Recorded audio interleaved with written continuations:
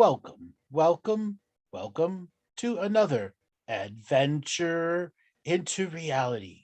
Today is a live call in show, so anyone that is here in the Zoom room will have an opportunity to be a call in person. It is once again another powerful day, unique opportunities to have fun, friendly conversations open to the universe. Right now, Robert put up the information on the screen. If you are listening on Facebook, YouTube, Twitter, Twitch, or anywhere else and want to be a part of today's live call in show, Robert is going to put up some information for you to be able to come and join the Zoom room. Ba-ba-bum, ba-bum. So, all those people that are already in the Zoom room, okay, and want to be a caller today, go ahead and click raise your hand. Raise your hand, raise your hand, raise your hand. I'm going to remind for anyone, if you've already called in the last month, please give yourself 1 month before you call in again. We generally have everyone is pretty good about that, but we must give everyone a chance for an opportunity to call in. I will doing as many calls as I can today. So there are people that have been asking me for roastings, for information. We are completely full, 100% open to any conversation. I encourage people to ask me personal questions. I am generally 100% open when it comes to about personal life because people are curious about what it takes to do this job, to be in this position, in this place. So again, once again, I open it up to the wholeness of the universe. So Robert, spin up the wheel of universal callers and see who our first caller is today. Okay, Paul, you were the first caller. Hey, Paul, are you there? hey, Andrew, how are you? Great. Where are you calling from today? I'm calling from Calgary. Calgary, welcome to the show. What did you want to talk about today? Well, thanks for taking the time and thank you very much for for writing this incredible book. Wonderful. How far have you read into it? I'm just about 3/4 of the way. Have you had any aha moments with the book? Yeah, there's so much information, and of course, there's a wealth of information that's not included, all the details and things like that. But yeah, I'm familiar with your work, and that is kind of where I'm at with it right now. But so some of the questions I have are like, when we talk about the timeline wars, Mhm. if I can ask you about that. Sure, absolutely. Okay, great. So in one of your emails, you said that like we had made it to, in one, I think it was the fourth paradox, that we had made it to 2002 or 2003, and then Yep. it was reset. So there are four corresponding timelines. So it related to the Great Reset, the Great genocide event, timeline genocide events. So what you're referring to is where one timeline made it to a certain point, which triggered a form of awakening or going to sleep. The one that you're referring to is the one where it made it to 2002. Okay, go ahead. Okay, so I mean, the actual reset of the timeline, how does that It reaches prevail? a point where everybody stops believing in the global reality, in the collective reality, where the fundamental shared realities are broken down and contracts become null and void, and beings shed skin and become light because the contracts are untenable at universal law. And so I mean, does the world explode or No, does, it turns back into light, and it goes back to its original point in the celestial grade of time. So everything is unwoven and then rewoven back into a time of galactic light where it can repeat that process. Now, not everything will be reformed back then because everyone's at a different stage of journey. So this is how immigration status, why there's so many different first person species of Earth. There are certain beings who can excel in a reality very fast, and they cannot be held back for other people who are still stuck in mediocrity. So those that were ahead of the packs during the different resets, they got seeded later into the timeline. So the people that were early on the timeline had to work out their karmas, so that the powerful spirits that could come in and rapidly resolve karma wouldn't be doing it for everyone else. I mean, so does the Earth go back to, I mean, prehistoric times and start over? Prehistoric times is actually just an illusion. There are many simultaneous. Back then, there were many simultaneous realities on Earth, 8,400 separate bubbles of reality that use their own frequency of time. Right. So, were most of the people that are here now on that 80, paradigm? 85% of the people in our surface world right now are part of the original paradox that created this repetitious process. And that 15% that are new are, there were certain ones who are part of the original paradox who were able to resolve their time traveling paradox. But what they chose to do is have somebody walk in and take over additional lineage based experiences, such as the lineages that were actually doing the negative time travel and the karmic debt that would be on that lineage.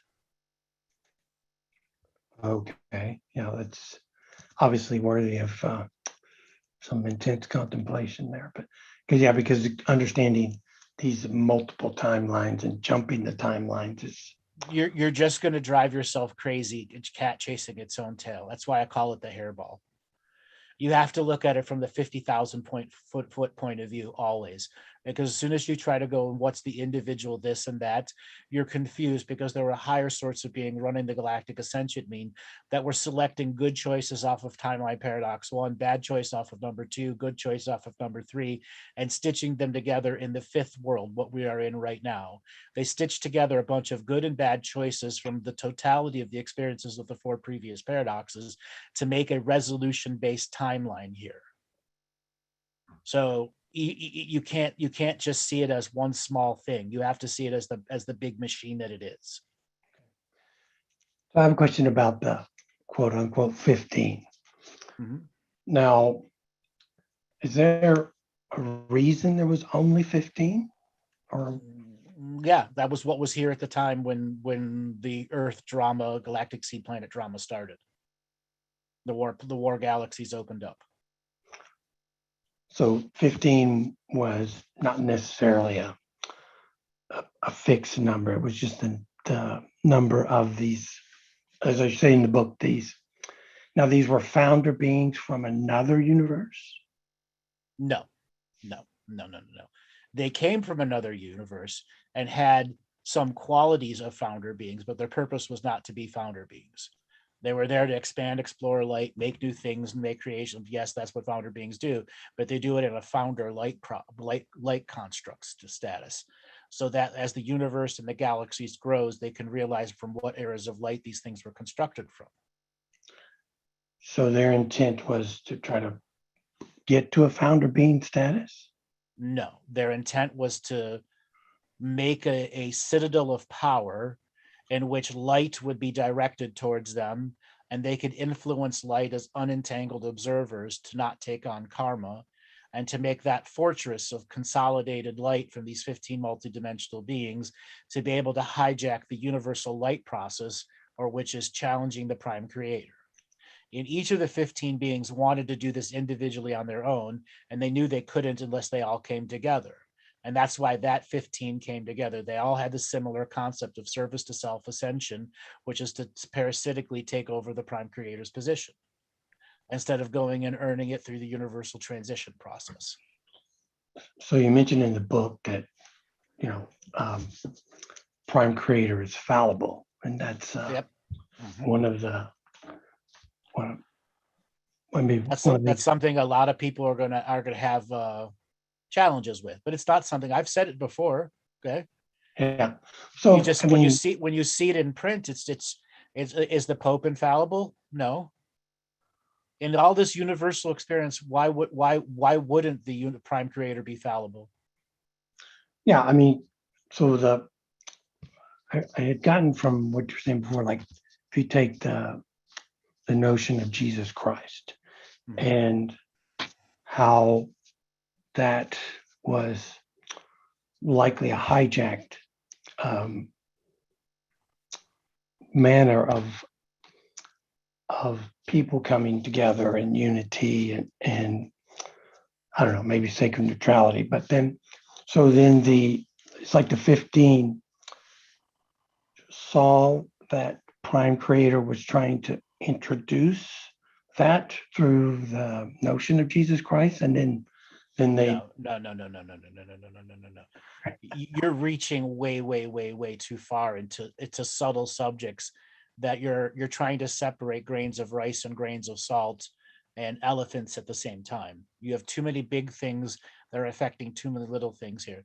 The whole point of Jesus Christ itself was a simultaneous birth existence, 8,400 simultaneous Jesuses born all across the planet as a part of a way to reweave the fakeness that was coming out from the false god situation, where you went from polytheism to monotheism.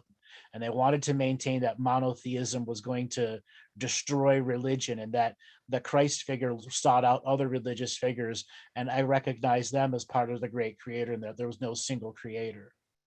And what ended up happening is the Middle Eastern writers and stuff were hijacked by the controllers of this world to write history that became dominative of a dominative attempt as the world began to evolve out of the post-Christ era.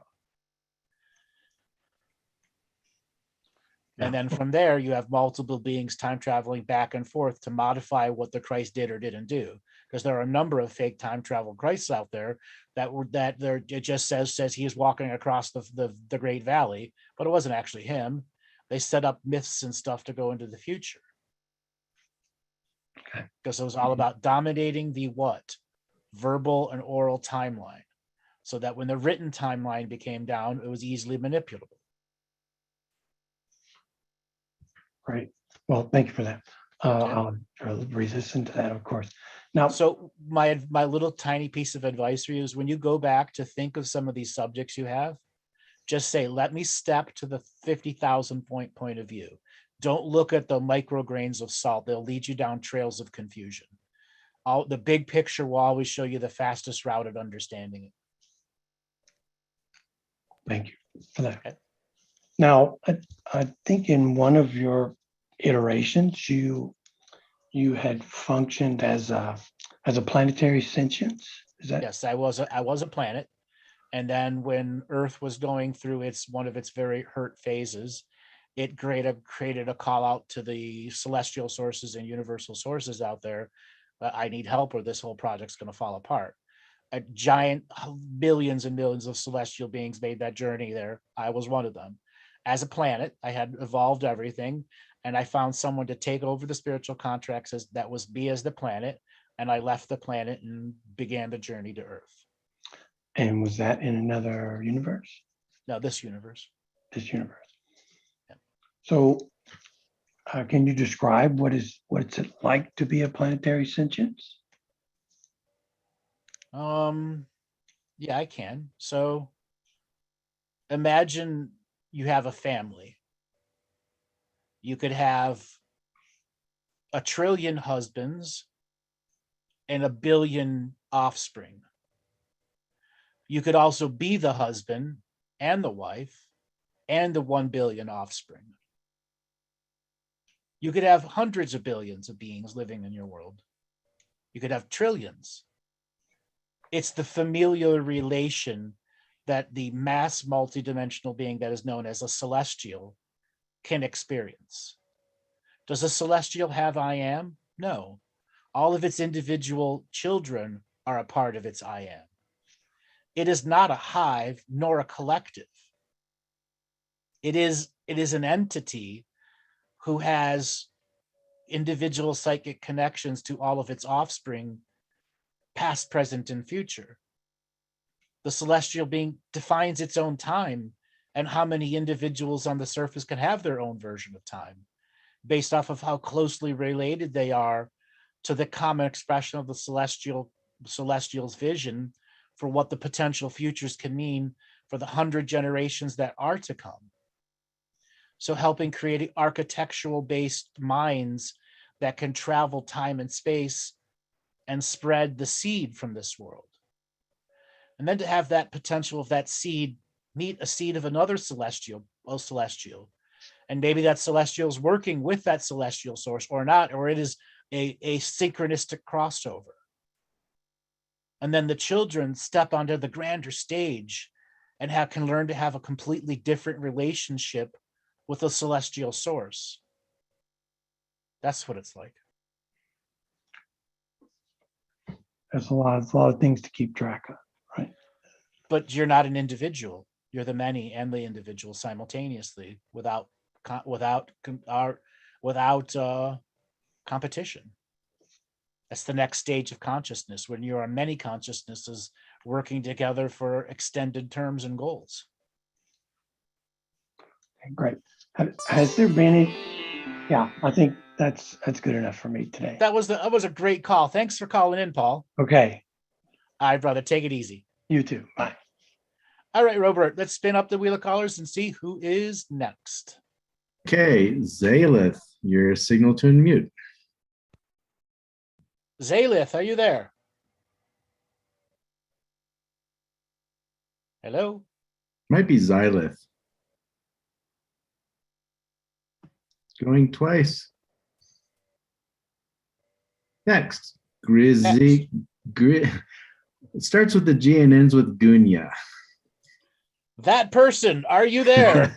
Yes, I'm here. Yeah. Hello, Andrew. Hey, where are you calling from? Yeah, I calling from Chicago. Nice to Welcome to the show. Okay, so yeah, I'm calling for roasting. Definitely. Roasting. Ooh, what kind of roasting do you want? Oh, I want roasting that can empower me and catapult me into the ancient future now. All right, well, tell me a little bit about yourself so I can set up the roasting tools. So I am currently working as a carpenter. So I'm doing some construction work. As well, I try to move to kind of e-commerce business. I am creating the e-commerce business right now, some store that I can sell. I as well start the YouTube channel and start sharing some information. I think the ancestor was pushing me hard and they were kicking my butt to create a channel and start to sharing some of the information that. Okay, slow down. Okay. You asked for a roasting, right? Yes. Sign here on the bottom line. Click, click, click. Sign, done. You are 100% Fox News fake it to make it guy. Okay. Yeah. You have no passion in your explanation. You have no spark of energy at the base of your tailbone or at the base of your neck. Who taught you fake it to make it? You're pretending to be spiritual, and you're using it as a shirt to tell people and to push people away from you when you're actually not really doing anything with it. Okay. Who kicked you in the ass to start a YouTube channel? So I think like it's the only information came because I was engaging in the living the mystical daily.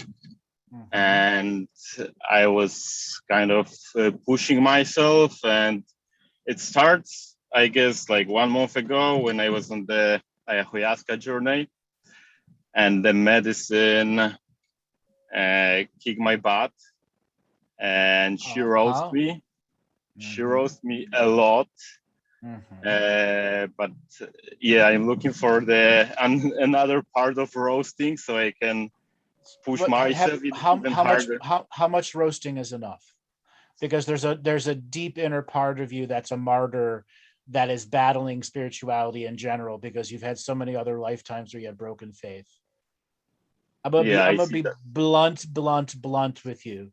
If you want to actually become spiritual, you have to go to the A+ effort, 90 minutes a day, 6 days a week for 6 months straight, out of your own proof to yourself that you can do it. And then when you're done with 90 minutes a day, 6 days a week, you go to 2 hours a day for the next 6 days a week for the next 6 months. And if you can't maintain it, quit being spiritual and go do something else. Yes. Okay. And I have never said this to anyone else. It's because your soul is putting you through the broken faith test. You've had so many other lifetimes with broken faith. This was the lifetime your fetus said, my most important thing I can do for the greater good is to fix my broken faith lifetimes with one massive lifetime where I've had my shit put down, and the only thing I have to do is turn on my smile, my commitment, my courage, and my faith, and I can work through this like all the other times I have before. Yeah. Mm-hmm. Okay? Yes. Don't do it. You should not be doing any more ayahuasca. You can still do cannabis, maybe a little bit of mushrooms here or there. It's about you being in your body, being spiritual, doing the practices, gaining the experiences, and learning the discernment, and stop searching for external gurus. Yes. Followed by a whip crack. Okay. Yes. All right, Andrew. That's really, really powerful, and yeah, I needed exactly something like that. Yeah, because what I get from the Aya, I had 3 in my lifetime, and the last one I took it because I just stuck. Really, I stuck. I couldn't move forward, and after what happened, you can't move forward because you're a chicken shit. Yes, definitely. You That's are true. 100% chicken shit. Yes, okay? I say you're as yellow as the sun. Okay. Exactly. Okay. Yes. So here it is. Suck it up, Buttercup. Yeah, I will. I have to, and I will do it. Yes. Okay. Mm-hmm. You know those little balls between your legs? They're becoming microscopic. On the spiritual level, yes, and yes, that's true. On a physical level too, as above, so below, as so below, so above. All right. Okay. I could argue with that, Andrew, but all right. Choosing to fight somebody or to force yourself to be a part of 3D reality is nothing compared to having a spiritual experience at a 3D reality moment when you're trying to not fight someone. Yeah. Mm-hmm. Okay.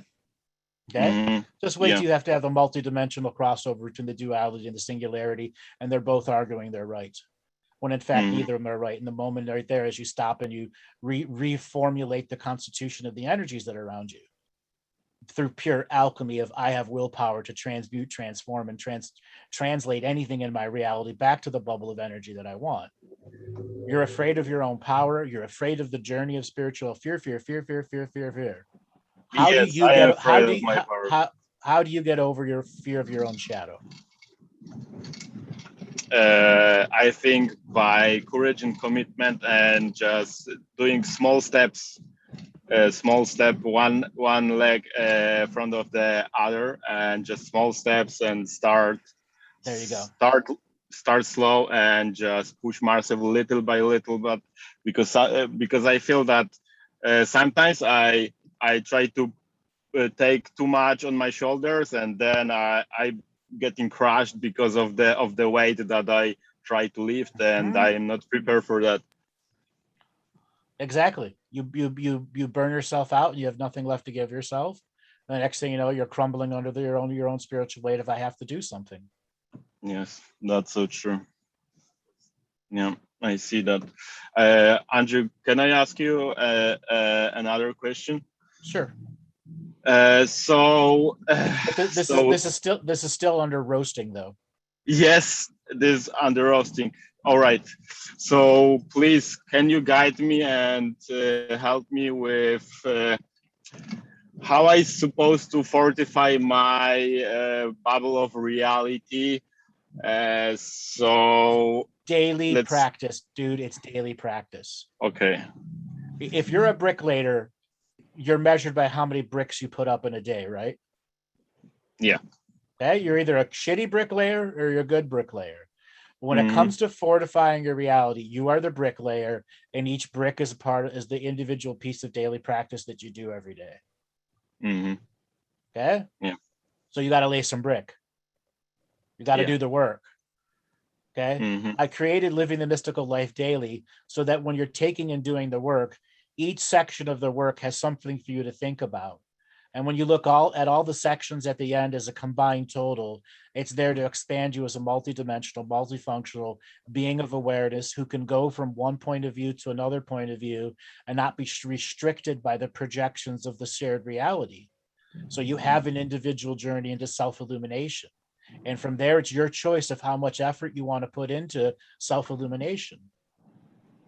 Mm-hmm. So if you want to be the man, you got to beat the man. And right, the man that he's used right now is the chicken shit. You should walk right up to him, poke him on the shoulder, and take his place. He's that weak. Okay, and you got to do that every day. Hey, I'm spirit. I'm coming in. Get out program. We're doing work. Okay. Yeah. Self-defeating programs and the doubt, a lot of doubt about my abilities, that I know that I have a lot of abilities and I can see a lot, but I don't trust in myself because all those programs just kicking in from my parasympathetic nervous system, and it just I just shutting down my inner system and my inner guidance instead of trusting myself. And so you knew all these answers. Pretty much, yes, but hold on. This is roasting. I'm pulling out the blowtorch now, and I'm taking the blowtorch to your sternum. Okay, right to the core, right to the core of your chest. Why can't you take your own advice that you've known? Why did you stop trusting yourself? Because I think that I giving too much power over me to other people, and because why do you have to give power away? Because I am afraid of my power.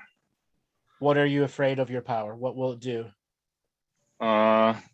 That I gonna need to be like myself, and I am afraid of myself. Okay, take a pause there. Think of this in your head. You haven't even started mastering your power yet, and you're afraid of your first ounce of power. You have defeated yourself from owning any more power from now until the end of eternity, until you're ready to own your first ounce of power and realize there'll be months and weeks and years of training so that you can get up to 200 ounces of power, 500 ounces of power, more and more power. The journey of spirituality is owning power at a greater strength and a greater strength. And you cannot defeat yourself before you even have the battle. Yeah. Therefore, the daily practice. And you have to remind yourself, if I don't lay no brick, I don't do no practice, I'll never know what holding power actually means. Yes. Yeah, I will contemplate that, definitely. All right, brother. Thanks a lot for calling in. Thank you very much, Andrew. You're welcome. All right, Robert, let's spin up the wheel of callers and see who is next. Okay, Jewel, signal to unmute. Jewel, are you there? Jewel Yi. Yes, I'm here. Hi, where are you calling from? I'm calling from Maui. Welcome to the show. What do you want to talk about today? Hi, Andrew. So I feel very connected with a lot of secret sites around the planet, like Egypt, Peru, Mount Shasta, and like including Maui, and I just like Easter Island, places like that. I just wonder if you can give me any of your insight on how why really feel connected to those places. Okay, tell me a little bit about yourself so I can tune in. Yeah, I started feeling drawn to places like Peru. Tell me about yourself. What kind of job do you do? How old you are? What are your passions? Okay, right now I'm in real estate business, just doing real estate sales here in Hawaii. Okay. How long you been doing that for? In Hawaii for about 8 years. Okay, what did you do before that? Before that, I was living in San Francisco Bay Area. Before that, I was born and raised in China, at the foot of Himalayas, close to Tibet. All right, very important. So you've gone from the Himalayas to the San Francisco Bay, and San Francisco Bay to Maui. Yes. All right, so that's like, this is why you are connected to those higher realms. Mhm. Born near the Himalayas, you have all the star chart portals to all the Himalayan portals. You then have all the star chart portals to the Bay Area animals. That it's basically there's a womb chakra in the Bay Area and a womb chakra in the Himalayas and a womb chakra in Maui also. So you have the Wow. codes to 3 separate womb chakras, which gives you this big giant file tree access to many other frequencies of time.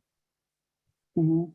Okay, and if you see time as a multi-dimensional map, there are certain bubbles of time in the Himalayas that cannot connect to a bubble of time in Maui separated by 5 million years. You have to go portal to portal through the network to make a linear connection to that time instead of transversing just to that time.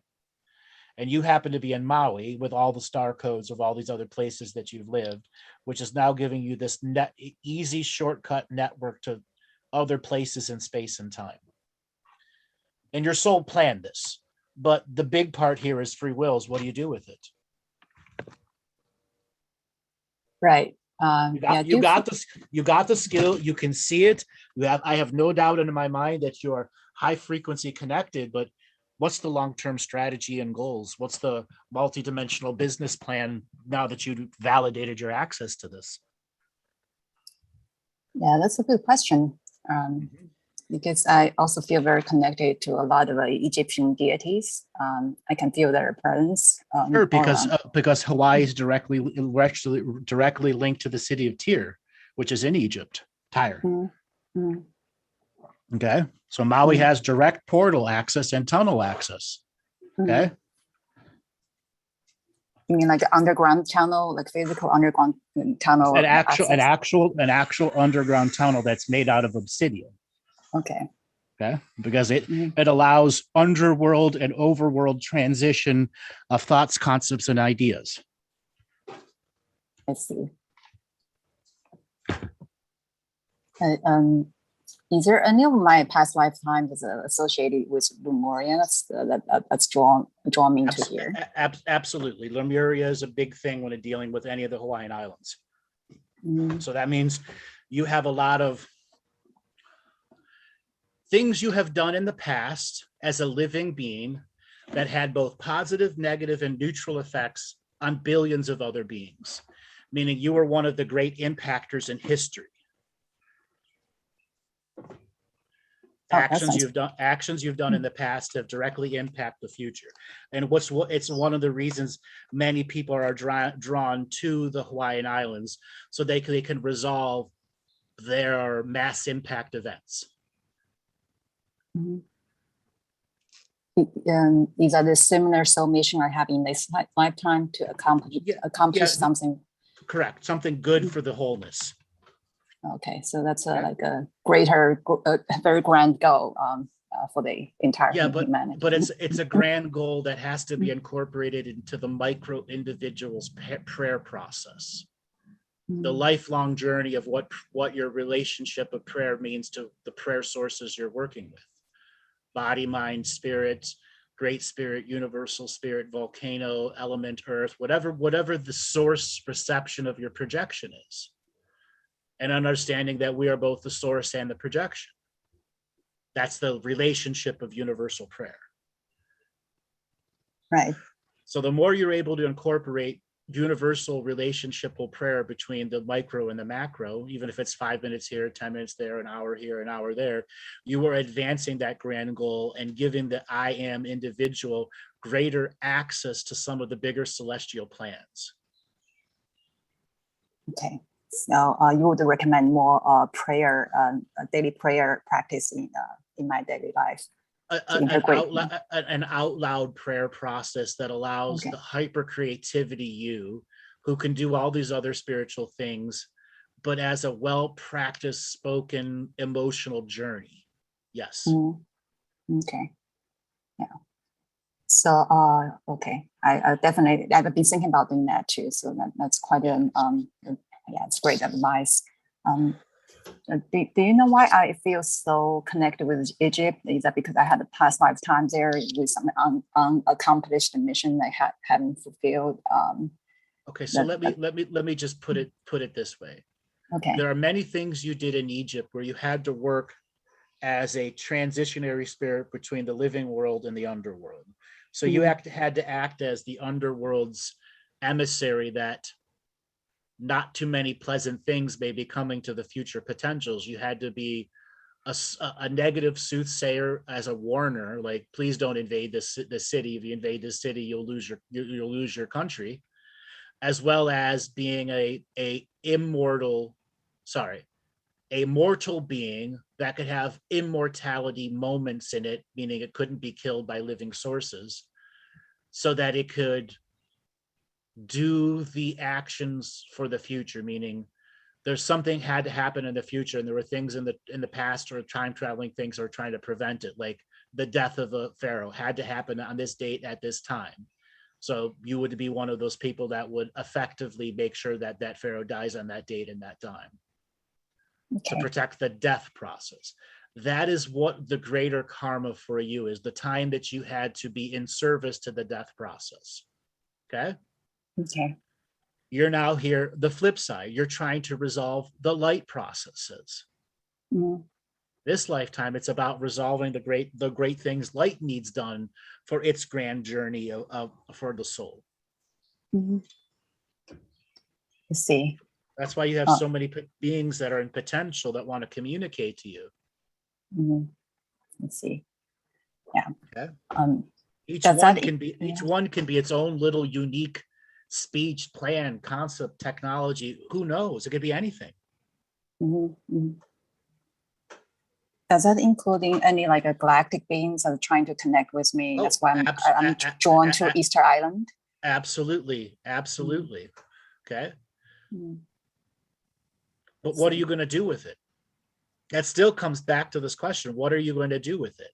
Is it there just for the roller coaster ride of an experience? No, you are being given pre-warning about the experience. You knew this from a long time ago that this was going to happen. Okay, right? Yeah, there's a sense of a certainty now in my heart. I know there's a Right. grander Now- mission for me to. You have to take that sense of certainty, okay, and go solidify it. I'm a part of this certainty, and what I create is a part of the certainty, and I'm not going to fuck it up. Therefore, I have to learn what to do with it and long-term plan with it. It's more than just budgeting for trips. Right. Okay. Right. You should start writing and doing a video journal, something where you can start recording the nature of your experience so it's not all stuck in your mind. That's the journal and the chronicling. Okay. Yeah, I have been doing some video recording about my journey, posting them on social media and all that. Okay. So I feel maybe everyone can, somehow benefit from my experiences as well. They are benefiting from your experiences, and now Spirit is telling you plan long term. How much more certainty do you need? We've got a big roller coaster ride ahead of you, and you're in line. Get your ducks in order. Okay. All right, darling. Thanks a lot for calling in. Thank you. Thank you, Andrew. Aloha. All right, Robert, let's spin up this wheel of callers and see who's next. Okay, Andrew, we've got Talia back from last week. She had the headset problems. Okay. Talia, are you there? Hi there, Andrew. How are you going? Good. How are you doing, darling? I'm very well. I'm glad to be back on. And to be honest, the 2 weeks has allowed me to sort of solidify exactly what I wanted to ask you rather than getting caught up in the spontaneity of the moment and losing my head a bit. So what did you want to say? So I would love to know a bit more about my beautiful daughter. She is nearly 15 months old, and if her father and I were together for even just the purpose of her being brought into the world, I would love to know more about her soul origins and where she comes from, and if there's perhaps even anything that I might need to know about her to ensure that I'm taking care of her in the best way possible and all of that kind of stuff. All right. So I'm just translating some messages from the child first. She has a set Of of course. instructions of what I can and can't tell you. Okay. So first thing first, the most effective thing you can do for this child is learn your own personal emotional balancing so you don't allow the chaos of emotions to take over you anymore. It's very destructive to course. you and your own environment. And if you don't Yes. take care of it, this child will not have a long-term relationship with you. It'll go solely to the father. Then the father will be overwhelmed by your emotions and she'll move away, and she'll move away at a really young age. Yeah. Okay? You need to take that in. Okay. A child. I have been You haven't. Okay. You still break down in your head and hide it from everyone else. You can't hide it from this baby. You can't hide it from this baby. Okay. Okay. You cannot Okay. hide from your emotional instabilities anymore. Face on them head on. And every time you do that, the child will get stronger and stronger and stronger in connection to you. Okay. Next thing. Your husband has some issues also. Your partner has some issues also. Okay. You're breaking up again. So this is an actual entity, everyone, interfering with this right now. The last week we had the entity pop in. It's an ancestral one. It's trying to not create resolution here.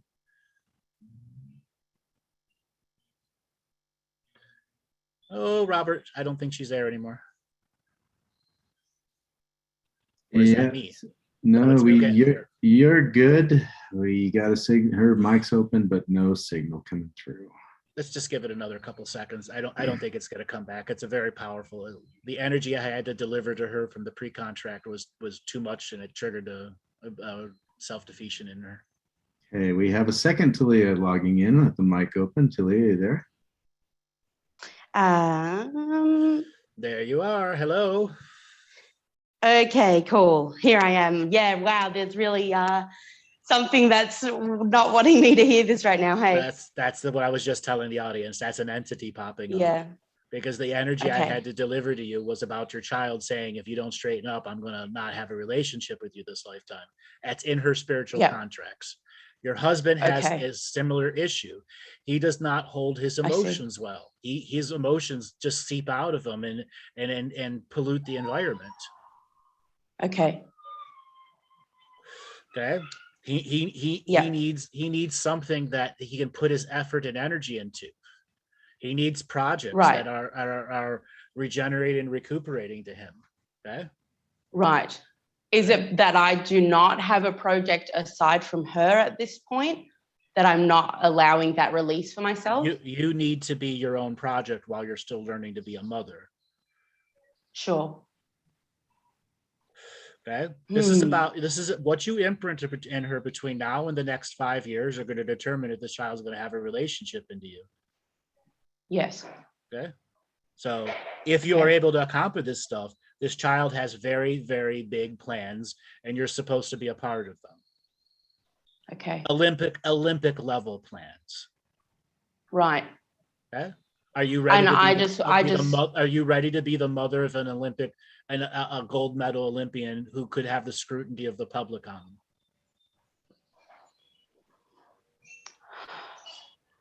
It's interesting because I've wondered if that was part of my path for myself. Absolutely it is. It's why this child was born, because he's integrated into the path. I see. And at this stage, I've kind of like not been putting out very much, say, on social media with her and all of that, because I'm coming more from a space of not wanting her to be on that space. Instagram or Facebook. Okay, you shouldn't be putting your kid on Instagram or Facebook at all. She's 15 months old. Right. Why is that a part of your awareness? Because you're avoiding having to be an emotionally balanced mother. Period. I know this is tough for you to take. I know it's very, very, very tough for you to take. It's tough because I thought that I had made that level of progress, and I'm wanting to know what else I need to work on. Listen, you did make the progress, but now you're at the next level where you've completed the 101. Now you got to do the 102. And when the 102s to the 103s, there's much more for you to learn in this journey. Sure. Okay. That makes sense. The next level is going to require a whole different layer of focus and carving out time, balancing the self-healing and the self-nurturing with the growth of yourself and the children and the family, and learning how to not be an emotional wreck at times, or where Sure. a random blink of an eye can set you off. Sure. Okay. Yep. Don't hold grudges for more than an hour. Sure. Okay. Yep. Learn forgiveness. You need to have a long-term conversation with what commitment to the disciplines are. Okay. And enforce those discipline rules. Because again, your child is psychically absorbing everything in your environment and you're not hiding anything from it. Okay. Okay. Okay. So what to do? What you did before, but more of it. More of it. You need to do more.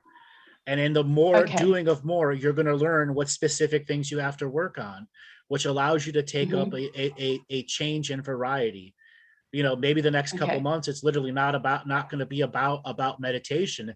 It's going to be about learning how to be in the body, so that when you're breastfeeding the child, you are bringing your positive consciousness in through the nipple.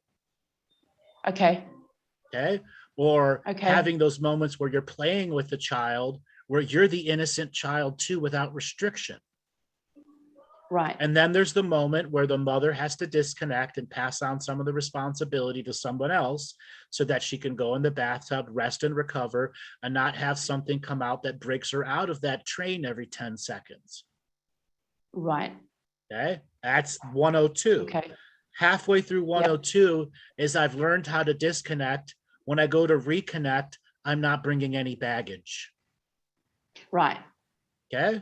I'm here. I'm present. I have no attachments to the outcomes of conversations in the past. I'm present enough. Right. Now going into level 3 is ritual, ceremony, preparation. Learning how to create long-term rituals and ceremonies for the environment of the home, like learning how to energetically cleanse the clothing the child wears and any toys in the rooms and etc., until you've become a master practitioner at cleansing your environment and yourself. Okay.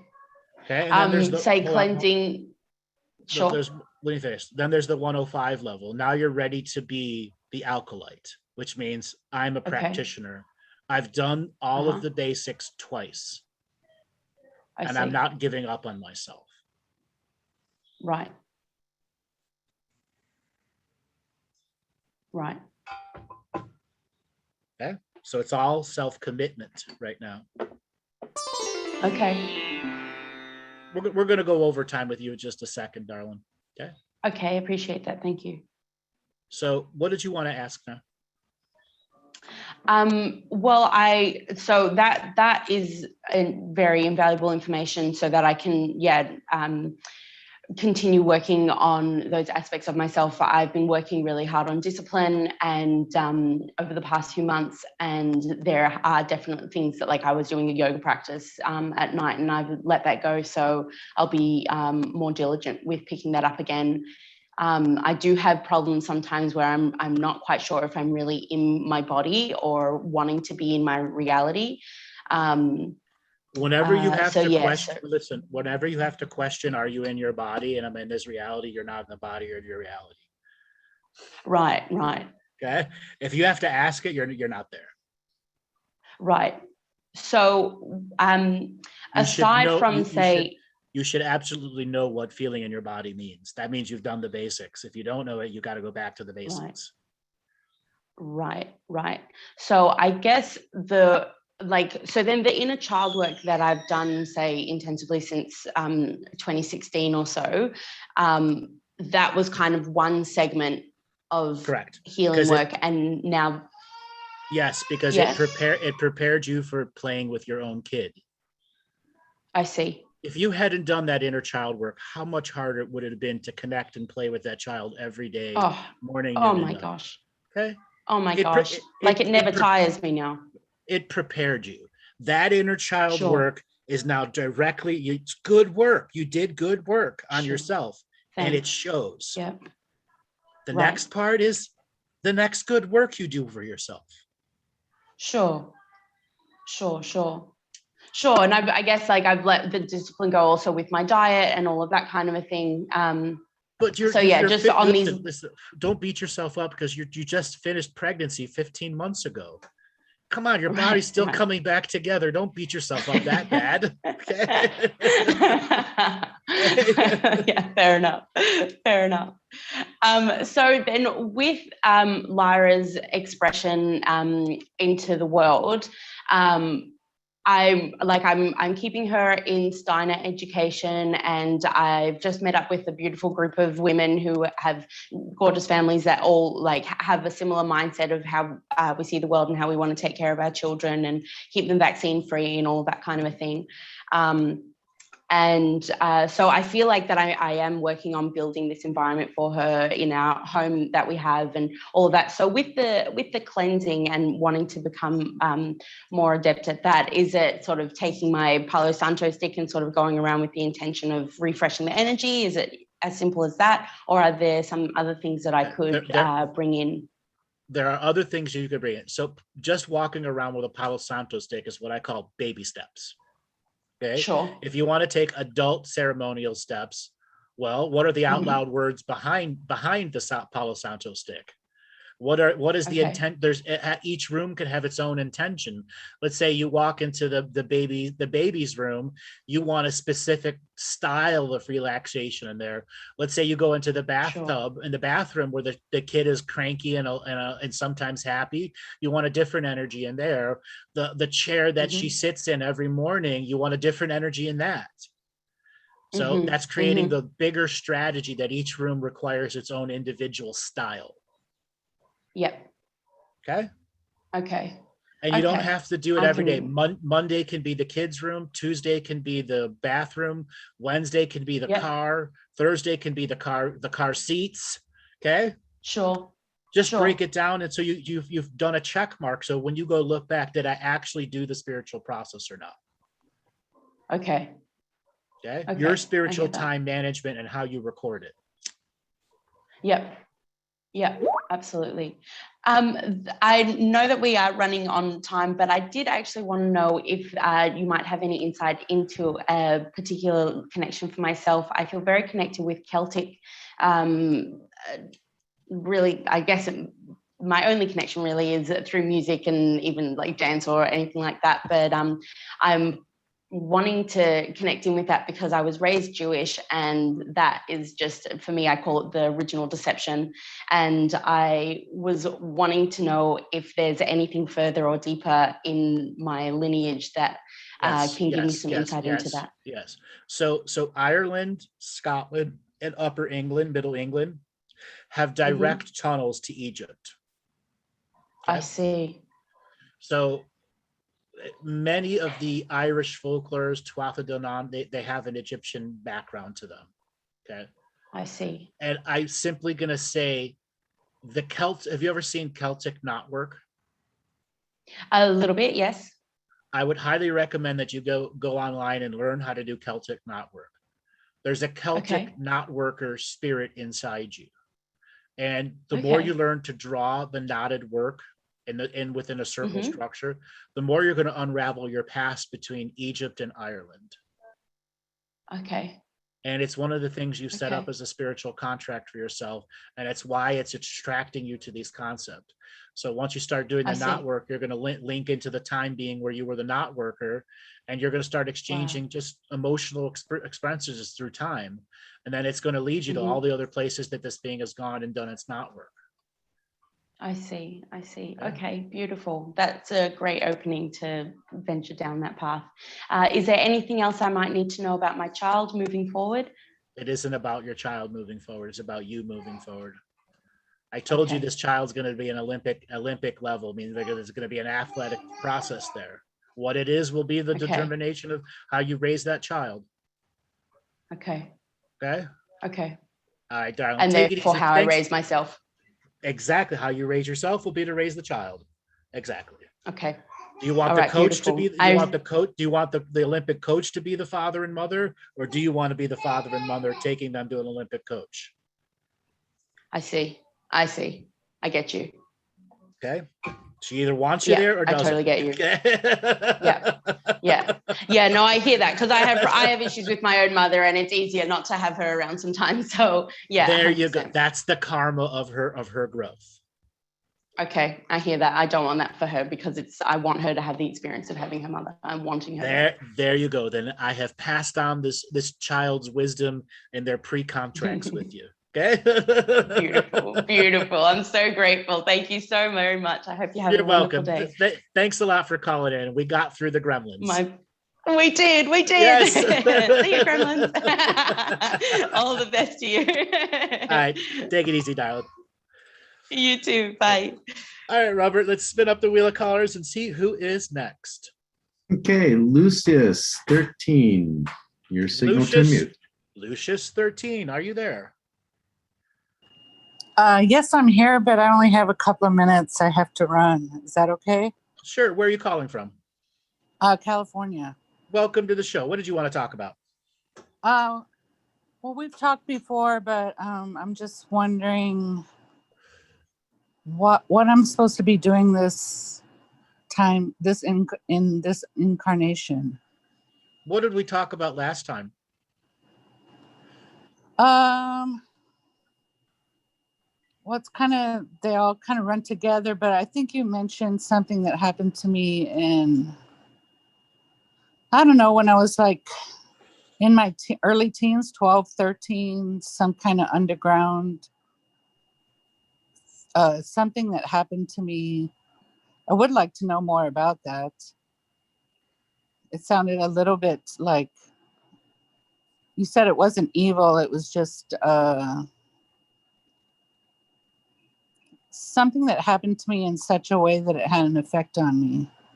Okay, that doesn't really count. That you got to give me a little bit more specifics of what I said. I guess I was in a certain place at a certain time where a portal was like released. There was a lot of energy released, and I was right there near the portal. And you question, well, why was I right there when it was being released? All right, you were exposed to a toxic level of energy. Right. Yeah. Well, thanks for telling me that. I think maybe you kind of dumbed it down a little bit because maybe I was a little negative at that time. I probably didn't need to hear negative, but I would like to know more about it now. Why that happened, and what am I? Why did it happen? Why did I happen to be there when your purpose for? So what I'm doing is I'm actually reading the intentional and the unintentional, and the collective and the uncollective view. When I first talk to a person, the first thing I zone into is their Atlas and Axis phone, C1 and C2. It tells me everything that I need about the living being. And your original purpose for calling was this: I have a short amount of time, and you wanted to know about purpose. But immediately when we open up other subject matters, that original thing has no validation for you anymore. So what it tells me is you're on a cyclical cycle of repetition with no illumination. You're in a servitude situation. And the only way to help a person in a servitude situation is for them to look solely at the servitude they're in. Who's around you that you are in servitude? What are you martyring yourself to? And do you have answers to those questions? Yeah, I've been wondering about that, but well, wondering does nothing to resolve it.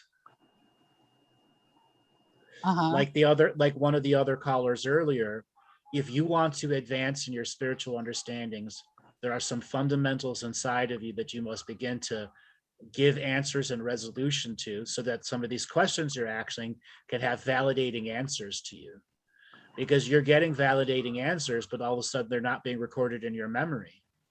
And then you're stuck in this servitude of what's in the memory and what's not in the memory. Right.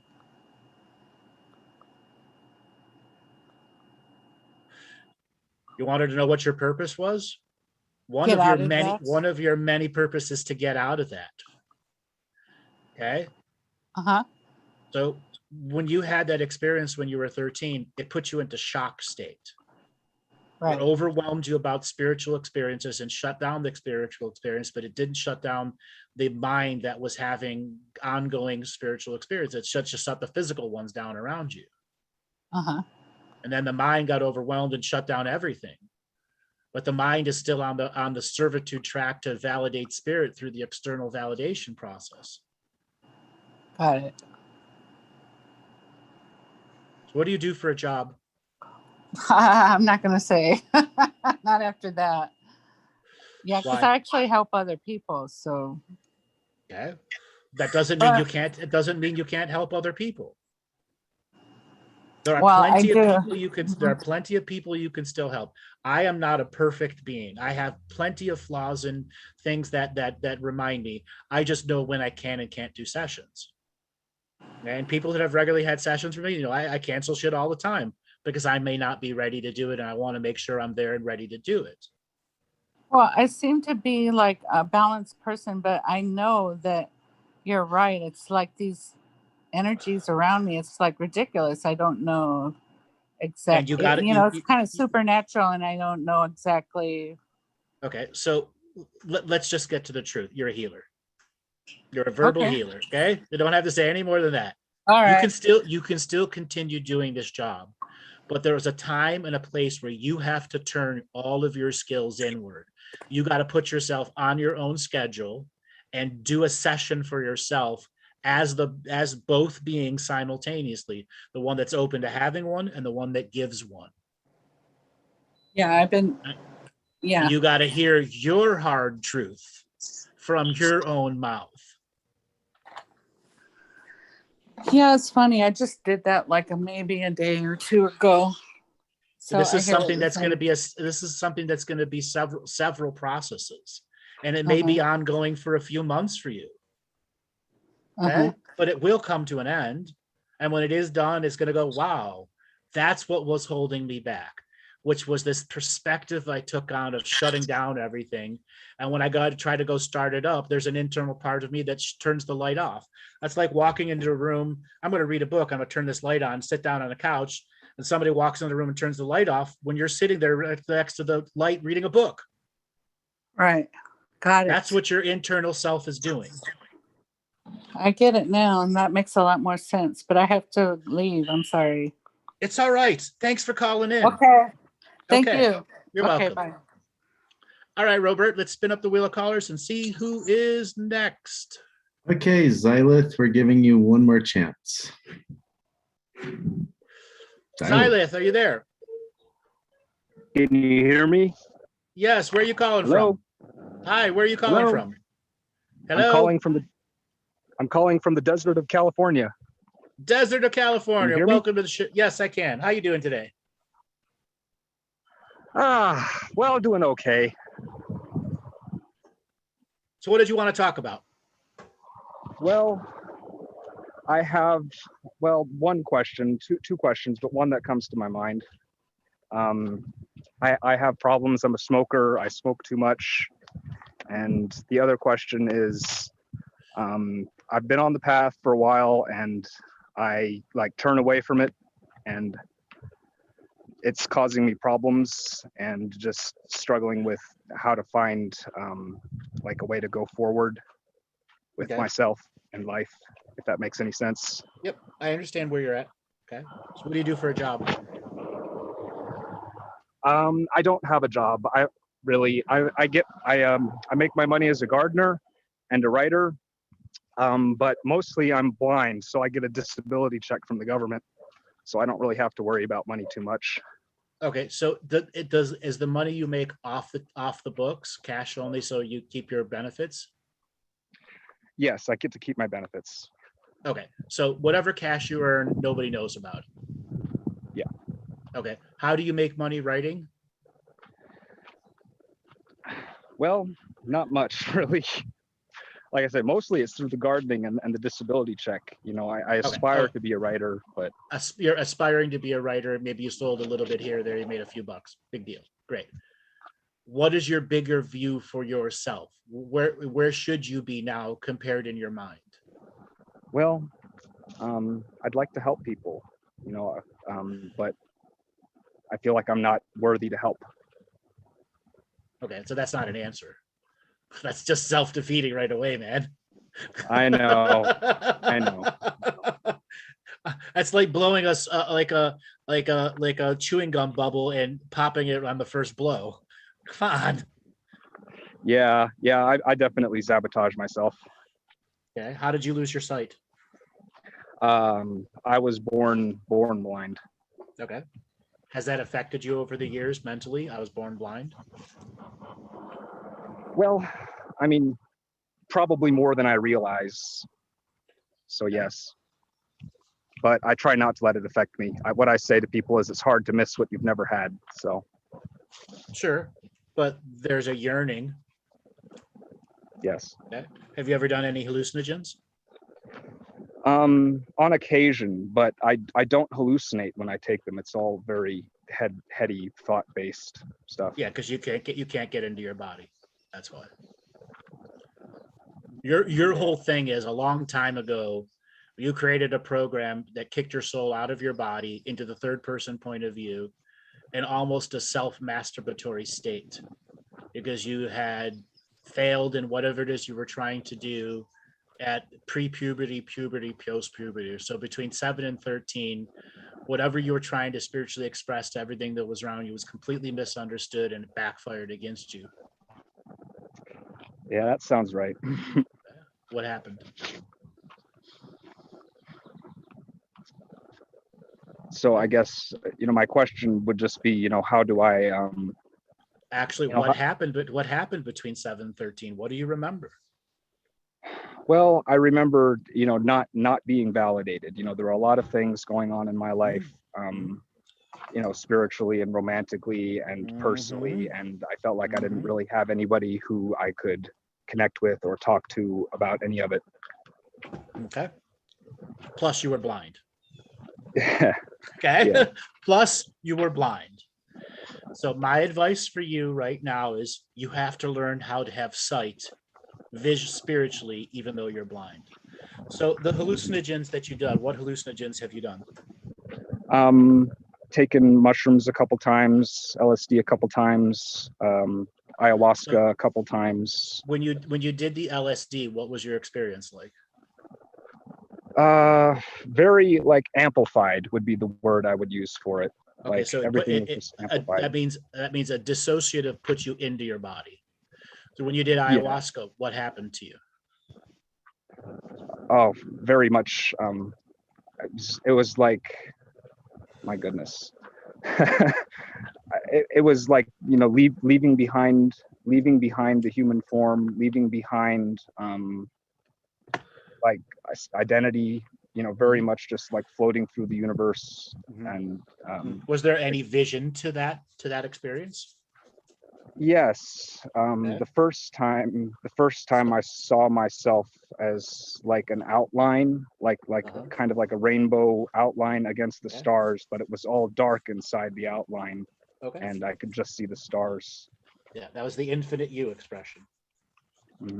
So right away, it meant you had an infinite point of view in your visionary perception. So LSD was a dissociative that puts you in your body. DMT, ayahuasca, an explanative process that puts you into the universal source. That means you have a vision skill, even though you are physically blind via birth.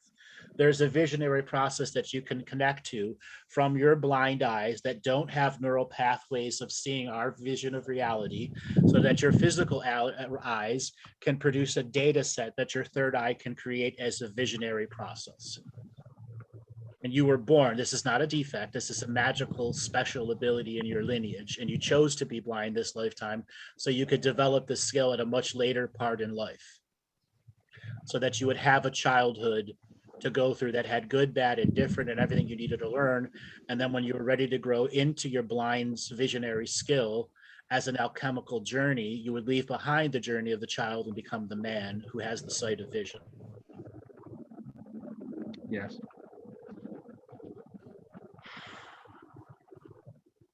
Okay. Okay. Yes. For you right now, have you ever done Wim Hof breathing? No. Do you know what it is? I do not believe I have heard of it before, no. Okay, so there's a man named Wim Hof. and he's a guy that goes into the subarctic regions in like just a pair of underwear and runs 25 miles in the freezing cold and doesn't die. Okay. And he's Okay. been able to prove this with breath and breath alone, deep underwater, holding his breath, in freezing cold water, using his breathing to create chi. I highly advise you to learn to master the many forms of the Wim Hof breathing that are out there. What that's going to do is teach you how to be in your body out of choice. Now, there are dozens of other breathing exercises out there that you can learn, but master the Wim Hof or one of the other ones first before you learn the other ones. Okay. Once you mastered being in your body, the next point is directing the energy to what you perceive as blind eyes, but they're not. They're eyes that have no neural pathways that translate to the brain's sight. Does that make sense? Yes. Well, I do have one eye that one of my eyes can see a little bit. It's not fully sighted, but I can walk around without. Yeah, I understand that, but you don't have the same range of vision of everyone else. It's greatly reduced. Okay. Yes. So what you're going to do is teach the eyes new neural pathways, which is how to see the psychic world, and have the brain to start translating the psychic world into something you understand, which is a newer form of internal vision, which is the visionary process. Okay. So you're going to have an inner sight that you're going to develop. That's going to be like building a movie from top to bottom completely and taking it apart at the same time. You're going to have many skill sets with that visionary process, but you got to teach the eyes how to broadcast the information for the third eye to translate.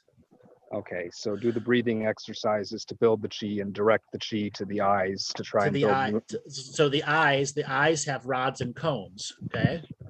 And then the third eye has a rod and cone inside it. So you got to create the visualization of lining them up, as well as illuminating them with all the colors of the body so that you could saturate the eyes, the cornice, everything with I am here, present now, learning, creating specialized pathways into self-observation. Yes. Okay. Because you got to learn to see yourself first in spirituality. Now, in your ayahuasca experience, you saw the infinite you with the stars. Now you got to learn to see the micro you. And once you've learned how to see your energy hand, your energy toes, and to the point where you have enough skill, you could use a nail clipper to clip your nails with your own spiritual energy. Okay. That's not a lot of control. That's just some modicum of control that you can understand. Once you've learned how to move around with the spiritual sight and see all the spiritual energies that are sending back to you, okay, then you'll be able to do something with it, which is project into your environment, okay, and create things in your environment that are called energetic constructs that will then help you understand the nature of reality around you. Okay, so bringing the spiritual more into the physical. Even though you can't see it, your inner eye will see it and create it like spiritual Lego blocks. Yes. Okay. Do you read Braille? No, I do not read Braille. Why not? With the aid of some technology, I can read normal books, but it's not easy. It's not easy. Generally, I would just listen to an audiobook if there is a book I want to learn. Okay. So you just generally listen. What did you do 15 years ago before audiobooks? Well, I mean, not much. I'd spent a lot more time outside when I was younger, I suppose. Okay. What I'm trying to say is, when you're going to go into this next phase, audiobooks are great, but you're still going to have to figure out the reading process, because reading translates to a spiritual comprehension process. There are parts of the data stream in the visual that will have alphanumeric messages to them that are understood on a psychic level. And if you don't normally have a reading skill, it'll be very hard to understand those sub messages and meta messages between the code. It's like the punctuation and stuff. Yeah. Correct. And this goes for anyone else that wants to increase their spiritual abilities. Reading is not just about what you're reading, it's mastering the skill of comprehension, of instantaneous comprehension. Okay. Hmm. Being able to read between the lines. Exactly, because there are like the book that I've just put out, there are many points where you're going to get to a certain paragraph and there's going to be a line that has all this extra data in it because it has to make you think about it. Okay. Mhm. And you want to be on a regular process where you're challenging the brain to go into that instant recognition moment. Yes, that's Okay. a frog in the background. Okay. So yes, you have a visionary journey ahead of you. Okay. Okay.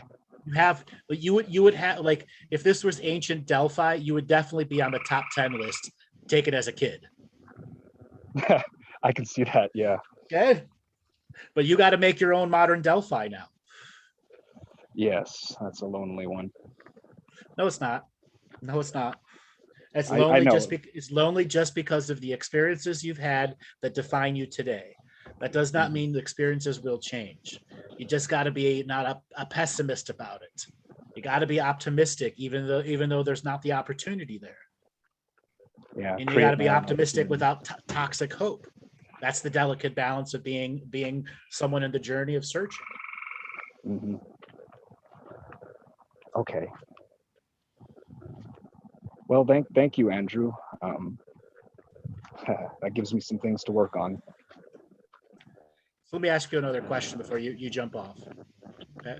What Okay. kind of stuff do you like to write about? Everything. I like stories. I like philosophy. I can write stuff that's very religious sounding, poetry, interpersonal, emotional stuff. I mean, everything. Okay. I want to do it all. What's the longest project you've ever written? Oh, the longest one. Probably the one that I put the most effort into has been, writing things about tarot cards. I mean, it's nothing very cohesive, but I've put the most time into that. How many pages? I don't know how many pages, thousands of words, maybe more than 20 or 30,000 words just in the past year. Okay. You need to change that number to a lot more if you want to call yourself a writer. You got to set a goal of a minimum of 5 pages per month. Okay. Okay. I can do more than that. I know you can do more than that. Okay. That's about 2,500 words per month. Okay. If you can get up to 4,000 to 5,000 words a month on many different subject matters, then you're calling yourself a writer. Until then, you're a dabbler. Yeah, I identify with that. Until then, term. you're a dabbler. Yeah. When you get your first document to 70,000 words, you're going to have an epiphany about what writing really is. Okay? You're going to have a big epiphany on what writing really is and how you structure a book with the greater intelligence of what you're trying to put into it. Yes. Okay. I'll work on that. All right, man. Thanks a lot for calling in. All right. Thank you for talking with me. You're welcome. All right, Robert, let's spin up the wheel of callers and see who's next. Okay, Shelly Tran, signal to unmute.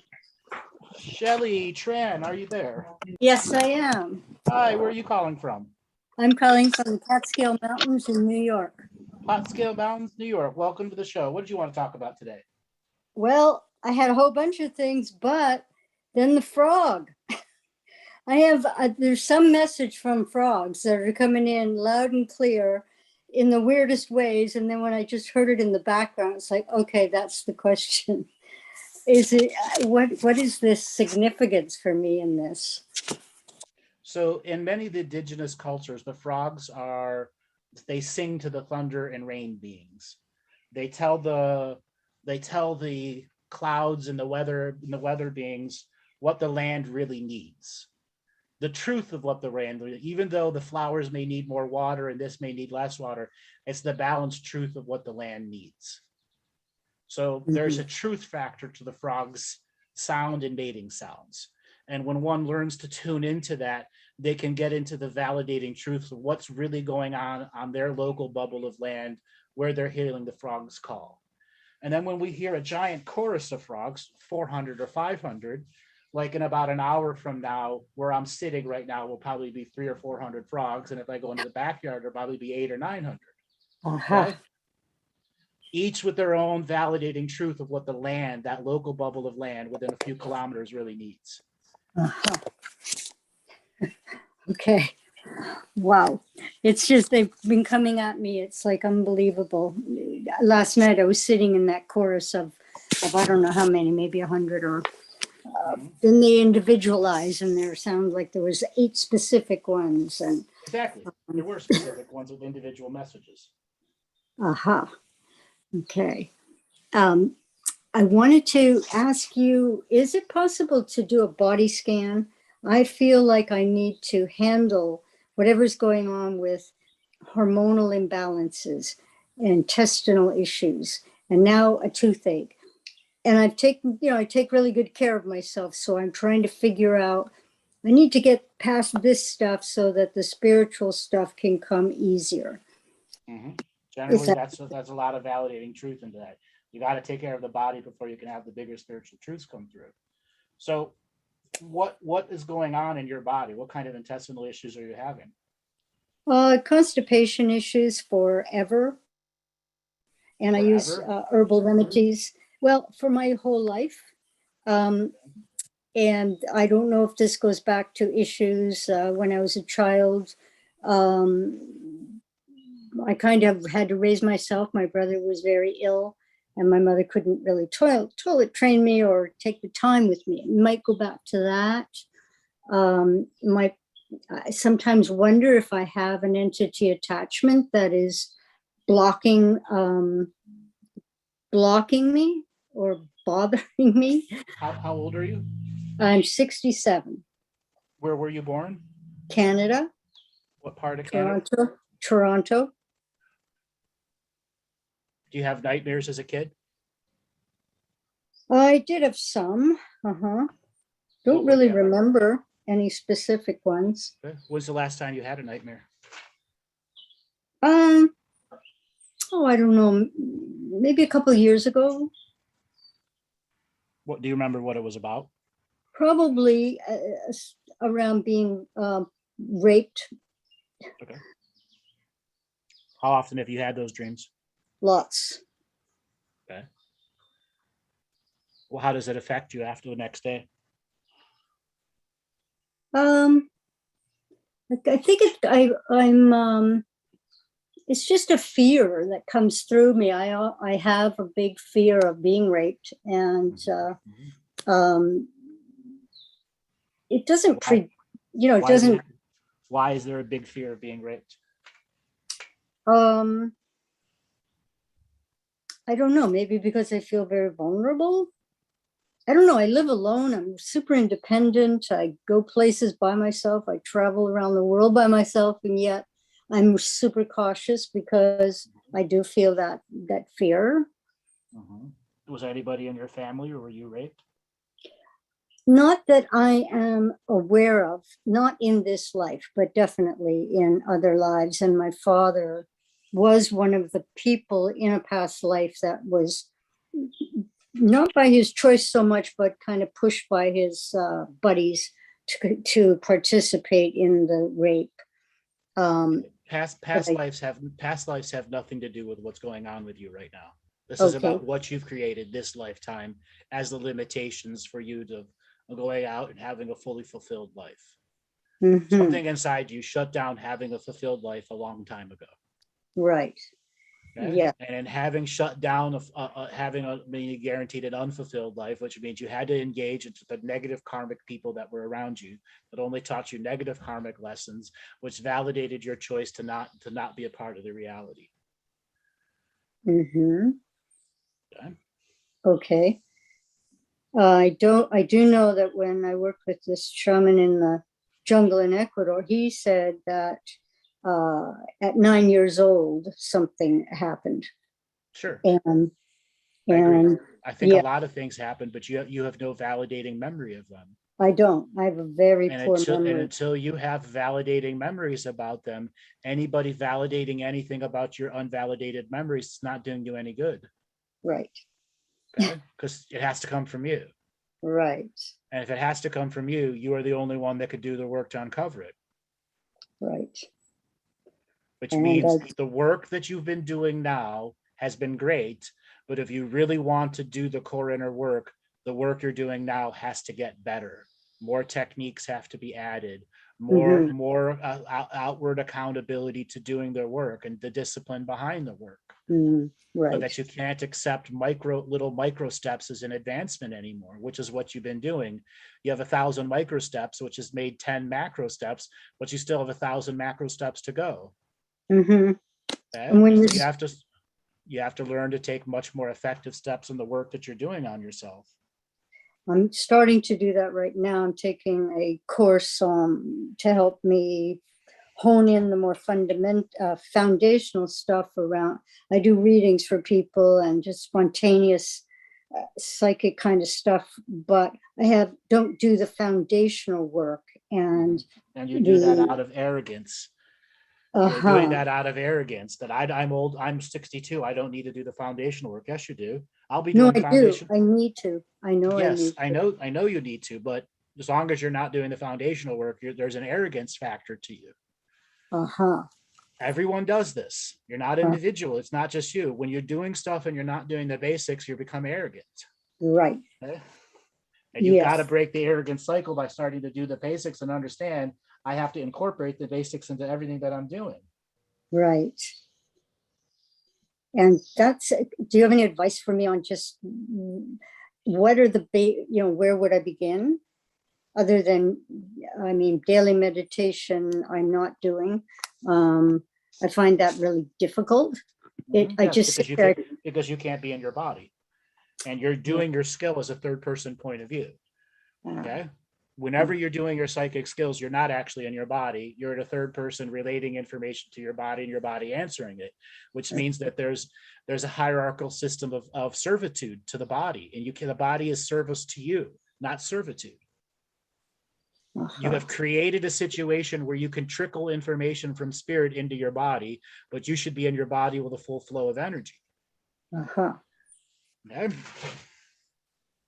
And how would you suggest getting into my body? There are 1,000 techniques. Okay. But as I scan you and the advanced situation that you're in, you've got to rediscover youth. You've got to get over the shitty life that's projected at you. And there's a lot of internal self-deprecating things that you have to take offline so that the work actually means something to you. So there's pre-work before you do the work. And it's the hardest, this pre-work is going to be the hardest thing for you to do, which is to shut down the old subtle negative attitudes that are there about the world itself and how much damage it's done to you. And if you don't shut that stuff off, when you go to do the work, it's going to be a great self-defeating process where so much of the work is made ineffective by those inner processes in you. So pre-work is shutting down the self-deprecating internally and externally. Stop arguing with yourself and stop taking the victim and tyrant point of view from the reality that's out there. Then when you begin the work, breathing exercises, learning how to be in the body, yoga, learning meditation, even if it's hard for you, you've got to put the time, effort, and energy into it. If you don't, you're self-defeatist.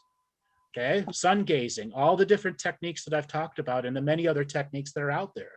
Meditation is just one of many techniques. You should be doing at least 6 to 7 different techniques every week. Okay. Right. Yeah, I get a little lost in where to begin, where to even look for direction. I've told you already. You see, your brain can't even comprehend or process what I'm saying. You went right back into the repetition question. What do? I need to be told what to do. It didn't even go past the skull cap. Okay. Okay. Now, don't beat yourself up about this. I experience this all the time. I'm pointing it out so you realize the difficulty of the pre-work ahead of you.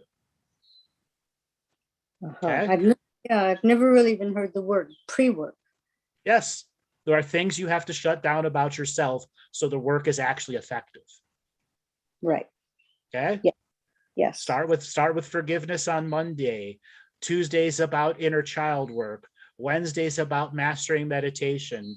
Thursday's about sun gazing. Friday's about prayer and external joy and creation.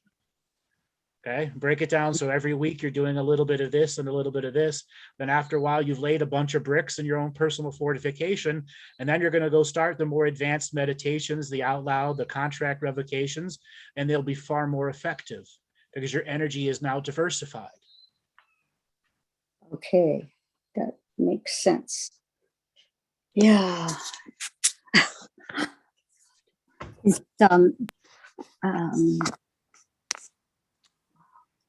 so the can I ask you, the physical issues, are they connected with? They're connected to you in the state that you're in right now. When you change the state that you're in right now, where you've done the pre-work and then you do the physical work, your body will 10,000% change, and you will begin to see how the old way was your limiting factor at getting to the next level. Uh-huh. Okay. Well, okay. Not was that. Wow. All of your intestinal issues are going to go away. Wow. Okay. Okay. Yeah. Lifelong constipation is literally the definition of failure to spiritually launch. Mm-hmm. Okay. Yeah. You've fired the bottle rocket off many times and you're able to repeat it, but you can't stay high for long. You're going to come back down. Yeah. Okay. But I feel like, when in fact you should, once you launch yourself, you never come down. The body comes with you. It's a part of the greater, higher frequency vibratory experience. And yeah, okay. So I'm not having to look at other entity attachments and things. It's really just about me getting into my body and kind of mastering my body. Okay, something I've always said is 95% of all entities are internally created, meaning we created them to defeat ourselves. The remaining 5% are external. You have internal things that we will call ghosts or hierarchical demons in you. Mm-hmm. But they're not actually a demon or a ghost. Okay. There's something that you created that has archetypal power over you, hierarchical power. And what you'll realize is that there are one aspect of you that doesn't want you to grow because you were never fulfilled as a child. And then there's another part of you who was the first sexual experience person, didn't get this validation from the sexual experience, which then validated this rape thing about you that somebody's going to take it and hurt you. Mm-hmm. Okay? Which is a ancestral karmic thing of getting over fear. Mm-hmm. So many lifetimes, whereas you were as a woman, you were violated. In this lifetime, you were born as a woman, but have you been violated? You don't know. How can you not know? You have the spiritual experiences to unravel it and undo it. But right now you're just too chaotic with your expression and not in the control of the actual daily practice that then validates the greater you months down the road. Mm-hmm. Okay, I get it.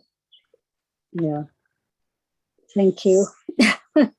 Thank you. I feel like I feel like I sabotage myself a lot. I grow, go some, things are going well, and then, like you say, it just goes flat, and then back and forth, and it's tiring. Yeah. So, okay. Thank you so much. You're so welcome. Thanks a lot for calling in. Okay, bye-bye.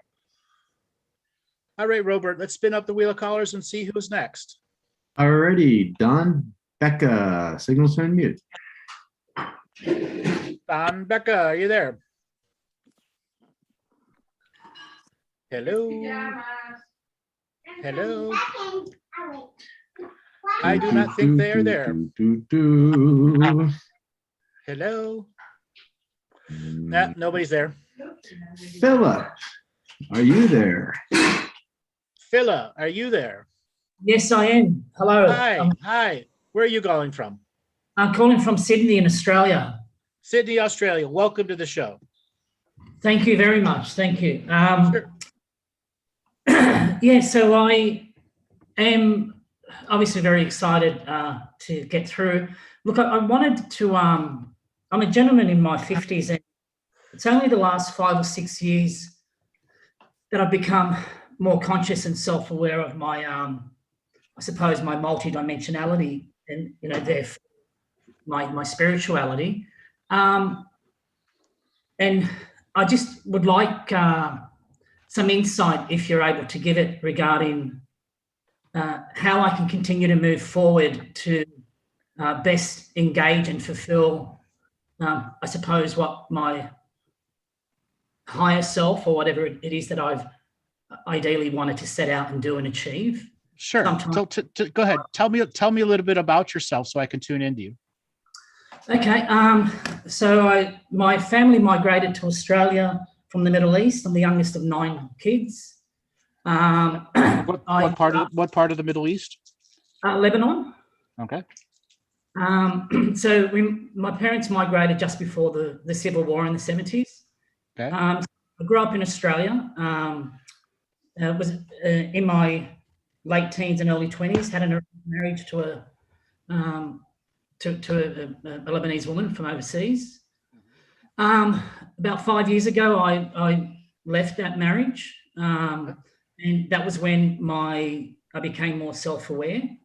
And so probably for about 25, 26 years in my adult life, I was primarily just responding to the family system and the sort of insular type of cultured family unit that I was a part of.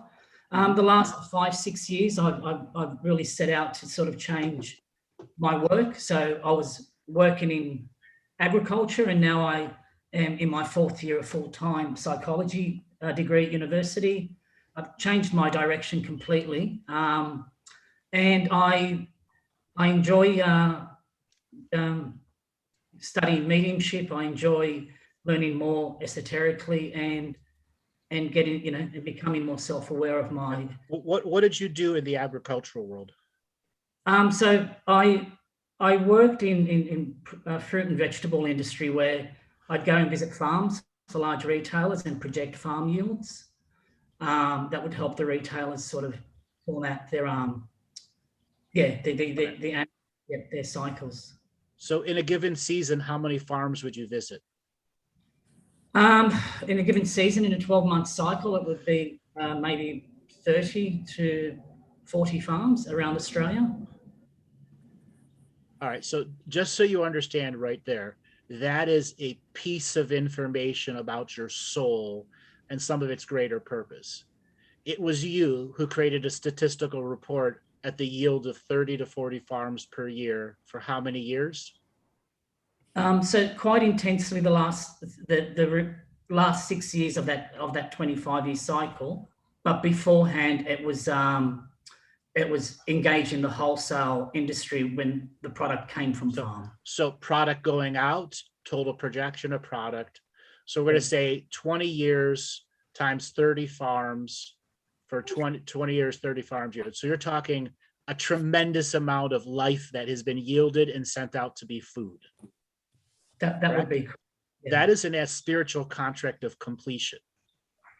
You completed your output so that every plant, every seed, everything you ever have sent out, touched, projected on whatsoever, is now spiritually paying you back for your change in future. Okay, that sounds quite lovely and nurturing. Okay. But now it's about free will. And you can choose anything, and they're going to empower all of your processes.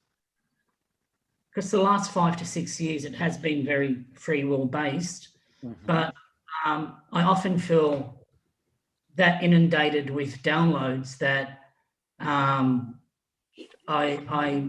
it's like I try to get myself out of the way more often than not. Right, because you're not allowing yourself to become fully spiritual. You're 65% spiritual and 35% agnostic human. Okay. Were you a Muslim? No, I grew up in a conservative Catholic family that was, I suppose, equally as maybe fanatical in the. But did you believe? Did you believe? I don't know. I behaved as how I did. Then the answer is you did it. You didn't. If you were a believer, you would say yes, I was a believer. No, look, I have faith, but not in that Not in that, not in that. Which is that's that 35% that's stopping you from becoming fully spiritual out of free will, because you've just completed these great spiritual contracts with all these farms and all the stuff that you've done for the previous part of your life. Okay. You got to go balls deep into spirituality. Okay. Balls deep. Okay. Balls deep. I'm writing that down. Balls deep. Put it on your refrigerator. Okay. You gotta teabag yourself. Thank you, hummingbird. May I also just say that the first part of my upbringing, like between the age of about 5 to 12, the family system that I was a part of was quite ancestral, and so I spent a large part of my adult life, this last 5-6 years predominantly, trying to manage and sort of unpack the impact of those experiences as I was growing up. And I think I'm learning more to not identify as those experiences, but I still. What do you mean by experiences? What experiences? So I was the recipient of incest from a very early age, from the age of about 5 to 12. From who? From my father. Okay. And nothing was ever done to him. No, he's since passed. Okay. That very much is affecting you. The truth never came out. No, and but the family system, there were brothers that were harming sisters, and it was quite. I get it. I understand. It's part of the ancestral energies of you moving from Lebanon just before the revolution to Australia. There was a massive change in the spiritual resolution of the spiritual contracts. Yeah. Okay. Otherwise, what would have happened? You would have been raised up in a war country. You still would have been abused. Okay. Yeah. Would you have rather been abused in a war country or abused in Australia? Well, not abused at all, but Australia, I'm very blessed to be in a Western country, though, definitely. Okay. So you're calling you're calling it incest. I call it sexual abuse. A 5-year-old cannot agree. No, absolutely. I didn't make the distinction between the two, but you didn't, because you're still denying it. Well, yeah, that's fair. Okay, I would say you're probably. It's a mental Freudian slip in the moment. That's all that it is. Okay, so there's still a part of you, a micro part of you, that hasn't accepted it as abuse. Okay, so I think you're correct, because so then why the reluctance for me to sit into what would be the truth of it?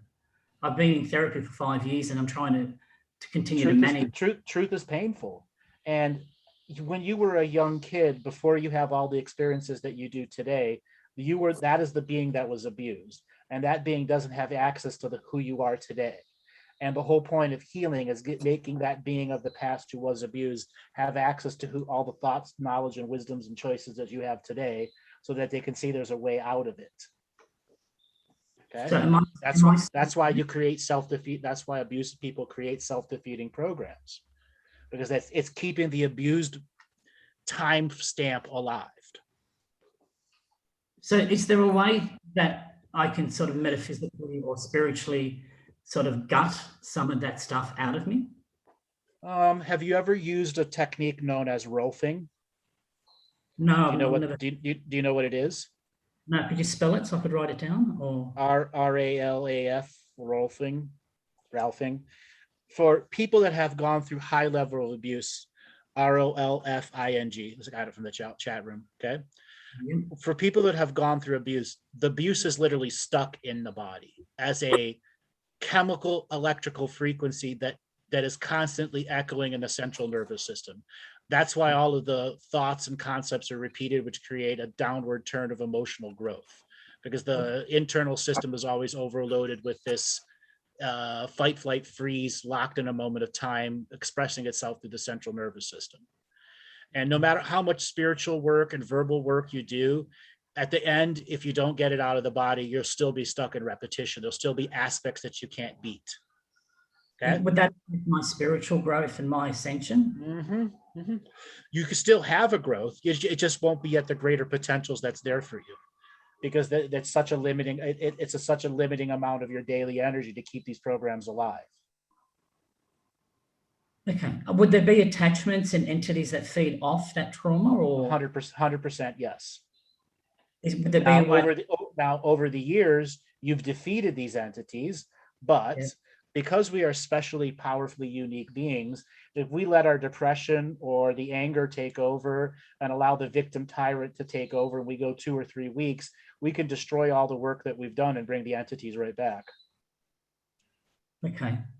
And that's a cyclical process with a lot of abuse people. They tear up the good work and they go right back to where they were, because the entity's having a temper tantrum and they don't know how to defeat the temper tantrum. Is there a way for me to sort of access my celestial or avatar self that could be strong and hold space, maybe better than my human form? And that's defeatist right there, even in the nature of the question. Why can't you do it? Why is the human self not able to do it? Yeah. No, you're still looking for another part of yourself to do something that's your job. You are the I am that resolves spiritual contracts, no one else. You don't get to give it away to an agent to resolve karma for you. The actions even if it's meaning you going to your higher self, it's not the higher self's job. You were spiritually contracted as the fetus in the womb to go through these experiences and resolve them. Okay. I hear what you're saying. It feels very challenging. Yes, because you've never done it before. You haven't had to be in your body and stand up at this level of plugged into the wall versus 9-volt battery. Yeah. Okay. You may have a cabinet full of 9-volt batteries, but listen, the amount of energy is 1,000 cabinets of 9-volt batteries, and you don't have 1,000 cabinets. Okay. Now, I was telling you about Rolfing. Now, what Rolfing does is, for people that have emotional blockages, PTSD, it is a form of deep tissue and emotional release processing that can get the abused energy out of the body so it's no longer repeating in the central nervous system. I highly recommend that you find a Rolfing expert or somebody that does deep tissue massage relief for abuse victims, and you are going to be a different being, and your work is going to be 50 times more validating and valued for you, because this other frequency robs you of 80% of your daily energy. That's correct. You're right. Imagine merging the rest of your life with 80% more energy every day. Yeah, look, it would be phenomenal. And does my spiritual oversoul, higher self, celestial body, does any of that factor into my healing? Absolutely. It will influence how fast, how slow, the intricacies of the subparts that you may pick apart, where in a year from now may give you a totally different understanding of how the nature of reality works. Okay. There's a tremendous amount of sub-wisdom one can learn when they're healing these powerful traumas. And when you access and sort of lean into my space, are you able to sort of see this greater, larger part of me that is like moving forward, or? Okay, I don't see a larger part of you. I see you, the physical you, in another frequency of time that is linearly collected to us like a bunch of branches. Okay. That doesn't mean it's solidified, though. Okay, I see a few versions of you who go and do the Rolfing, but fall back after the Rolfing because too much was done too fast, and you had an inner realization that this is going to take a lot longer. In the age that I'm out right now, maybe I want to pick something else, which is going to then be a bigger self-defeating pattern of just having to just start over and do something else, which is a big shitty process for you. You throw out the baby with the bathwater, and then you're stuck. And you've done this dozens of times in your life. Okay, you're correct. Yep, spot on. This is not something you could throw the baby with the bathwater out. Okay. Okay. All right. And so me engaging you today and being fortunate enough to do that, it's clearly guided and divine and timely divined and all. in order for Oh, me yes. to. Absolutely. And I know you're beginning to understand it as you listen to this on the recording a few times. I highly recommend you write it down so you can go through the actual comprehension process of translating in the mind and writing out and making sure it comes out the way, because you'll see little nuances of how your programs want to influence the actual words. Okay. Okay. Like those moments where you had spiritual Freudian slips. Okay. Yes. There was a part of you that slipped that in. And I just noticed it because there was a change in the energy that was you. Okay. So that was a deliberate slip. Right. So what you also can do, if you really want to see yourself, put your camera up in a position with video or your camera phone, and have an interview with yourself. You have some hard questions you haven't asked yourself. Ask yourself the hard questions and give answers. And go back and watch the little ticks and moves and the things of your body, and then intuit yourself. Okay, definitely. Yeah. All right. I want to ask you some other questions here, because I think it's going to be very validating for you and a lot of other people out in the audience. Yeah. Okay. Why psychology? Because when I left 6 years ago, the family system that I was involved in, for some reason, my spirituality started to grow. And when I got into mediumship, and when I was doing mediumship reading, I realized that people were full of trauma and grief, and that people that were looking for evidence that their loved ones continued to live were actually struggling to stay alive on this side of life.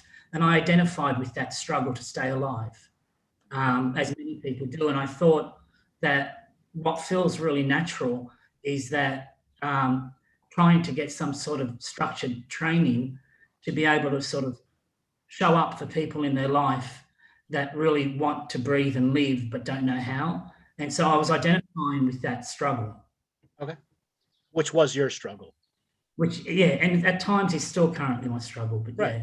Yeah, you're going to have many struggles come and go. The struggles is just part of life. Okay. Then there's the moments where you're not struggling, you're really thriving, and then, whatever happens.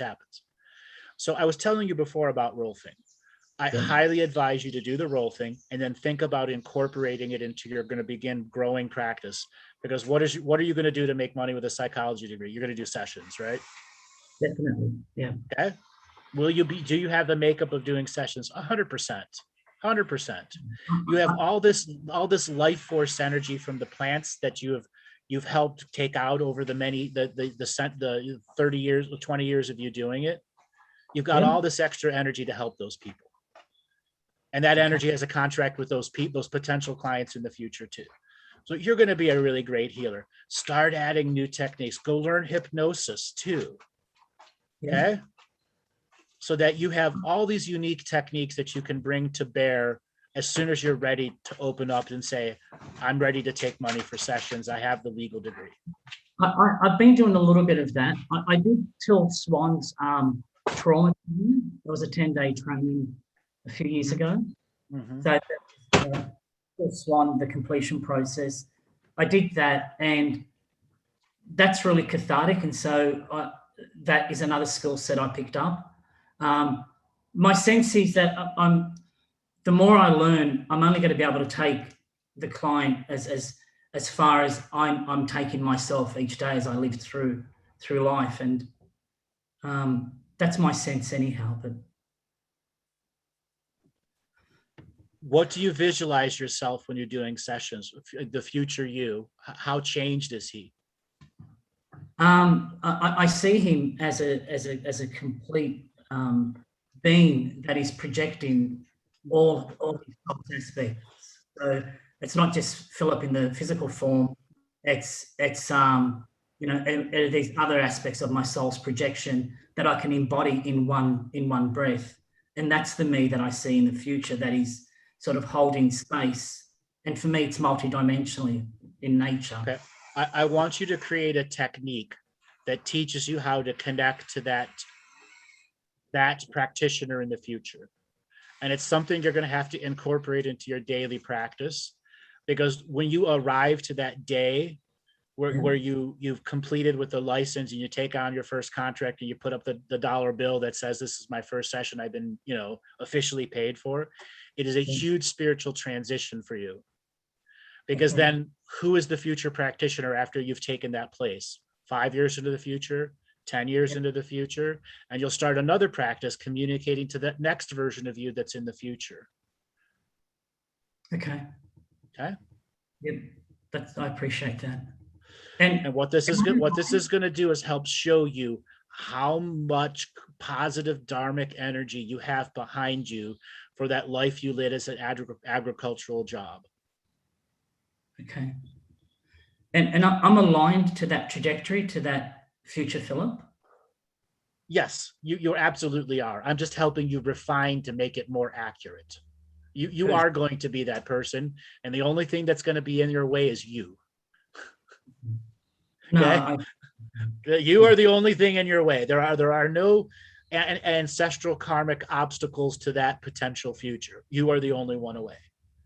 Okay, that sounds exciting, meaning that, as I manage myself. Right. As you learn to manage what the trauma did to you as a child, what the trauma did to you as a young child, an adult, and then to the person who wanted to fix it and change it, and to then the person who'd fixed it and changed it, then the person who must live with the ongoing life with the fixes and changes and not revert back. It's really like it's a frightening concept to know that, it feels frightening and difficult when I really have to show up and sort of hear. That's why rolfing is so important for you. Okay. Okay. Thank you. That's why it's so important. That's why it's so important for you. And if you have some rolfing sessions, call back, man. I'm sure the audience would love to hear your experiences and some of the things that you're able to grow into. Definitely, I would very much love that, and I will, absolutely. Thank you. You're welcome. Thank you So so I want to much. give you a little other tips and techniques here. So what rolfing is going to do is they're going to dig into spots that have never been touched. But these are not sexual spots. These are parts in your tailbone, around your hips, your flexor muscles, where your femur is, your lower back. And they're going to hurt so much, you're going to want to cry. And then there's going to be a moment where the program turns on and makes you stop crying. And then it's going to be an ongoing battle between the rolfer of hitting this points and activating the emotional tear glands or not. But after a while, the body can't do it. And then the tears will come. There'll be a big flow and a massive dopamine release. Okay. And then the healing is going to begin to solidify itself. But every time you come back to the rolfer, the programs have learned that the rolfer itself is there to get the emotional response. And this is where you'll begin to discover how insidious some of these programs are that you created. Okay? Because these programs help shape the future you. Okay, and that they were created for me to survive the to learn how to survive with hiding the memories and emotions and validating what it is to stay in a family where no one had never acknowledged the truth. Yeah, that's true. Not even the external authorities were able to see it.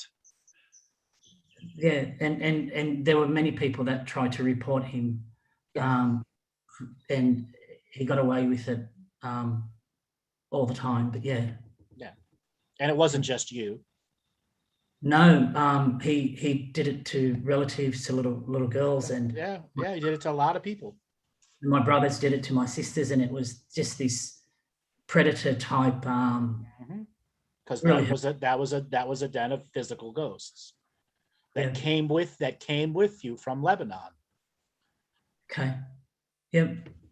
I've managed to keep it away from me though, in terms of like just to survive the abuse and keep myself, I suppose, alive. And I could never talk about it until my father died. And even till my mum passed, I couldn't talk about it either. So, but now you can. Yeah, I can, and I've remembered it. So I just hadn't been able to voice it. That was all. Okay. So you should do some video logs talking about growing up. Okay, it doesn't have to be the specifics of the abuse, just growing up. so that you have to access those memories and watch the programs take over your physical expressions. Okay. So that when you go to the rofer or you go to somebody that can help you do the physical release, the other forms of physical release that will come, okay, you'll have a deeper understanding of why these programs were created in the first place. Okay, and so there's lessons for my growth. It isn't that it just happened for no reason. There's a billion lessons in there, correct? Okay. And there's only 7 or 8 you need to learn for it to be done forever. Even though there's a billion lessons, there are 7 or 8 core lessons that completely free you from this karma for the rest of eternity. Okay, that is a lot to look forward to. Thank you. All right. Yeah, it's you've been incredibly generous with your time, and I'm feeling very much heard and seen. So thank you. You're welcome. I got one final thing for you. Yes. What's your diet? Pretty terrible. I use food for comfort, and usually that's why I asked. Of course, I live alone. What happens is the trauma occurred throughout the course of my life at night a lot, and so at night my body tends to go into fear, and I have trouble feeling safe, and it's been sort of something that occurred for a really long period of time. So I tend to eat like the food tends to, well, the sugar and salt it's preventative, so I stay awake, and the food gives me a sense of comfort. When the food sits in my stomach, it feels full, so I don't really fill my body too much. So I've been struggling with it, and I haven't found a way to like that's probably been a really huge struggle for me because it sort of tips me back into crappy cycles, and that's just the program exerting control over you through food. Yep, absolutely, through food. Okay. Okay. So how much do you weigh? So I'm 100 kilos and I'm 5'7", so I'm probably about 25 kilos overweight. Yeah, I get it. I get it. So not you could lose the weight in 8 months of training. Yeah, definitely. It's almost like the less I overeat, the more pain I'm present with, and I haven't been able to sort of navigate through that process well. Okay. No, you've just been chicken shit. Because it's such a comforting process for you. Yeah, so you're saying my behavior is chicken shit. Yeah, you're probably correct. Your behavior is chicken shit because it is such a comforting process for you. The eating the food at night comforts you. It does. You are chicken shit to take it away because you know nothing else that satiates that process because it's a ravenous hunger. Yeah. That ravenous hunger right there is something left over from the ghost that fed on you during your abuse. It's weird because I feel that when the ghost goes, that I'll die. And so that's what it imprinted on you, a need for it to be around. You don't need it. How do I not die and remove the ghost? And so it's as though I'm waiting to sort of address or manage that type of. So what I want you to do is to feel this ravenous hunger as an energy. Bring it in front, visualize it in front of you. Okay. Yeah. And I want you to say, just repeat after me. Ravenous hunger that is in front of me. Ravenous hunger that is in front of me. I give you food. I give you food. I open you up to the experience. I open you up to the experience of every fruit and vegetable I have ever sent out. Of every fruit and vegetable that I have ever sent out. Every piece of produce I have done in my career. Every piece of produce that I have done in my career. I bring to you in freight trains. I bring to you in freight trains. And how is it reacting to it? Quite emotional.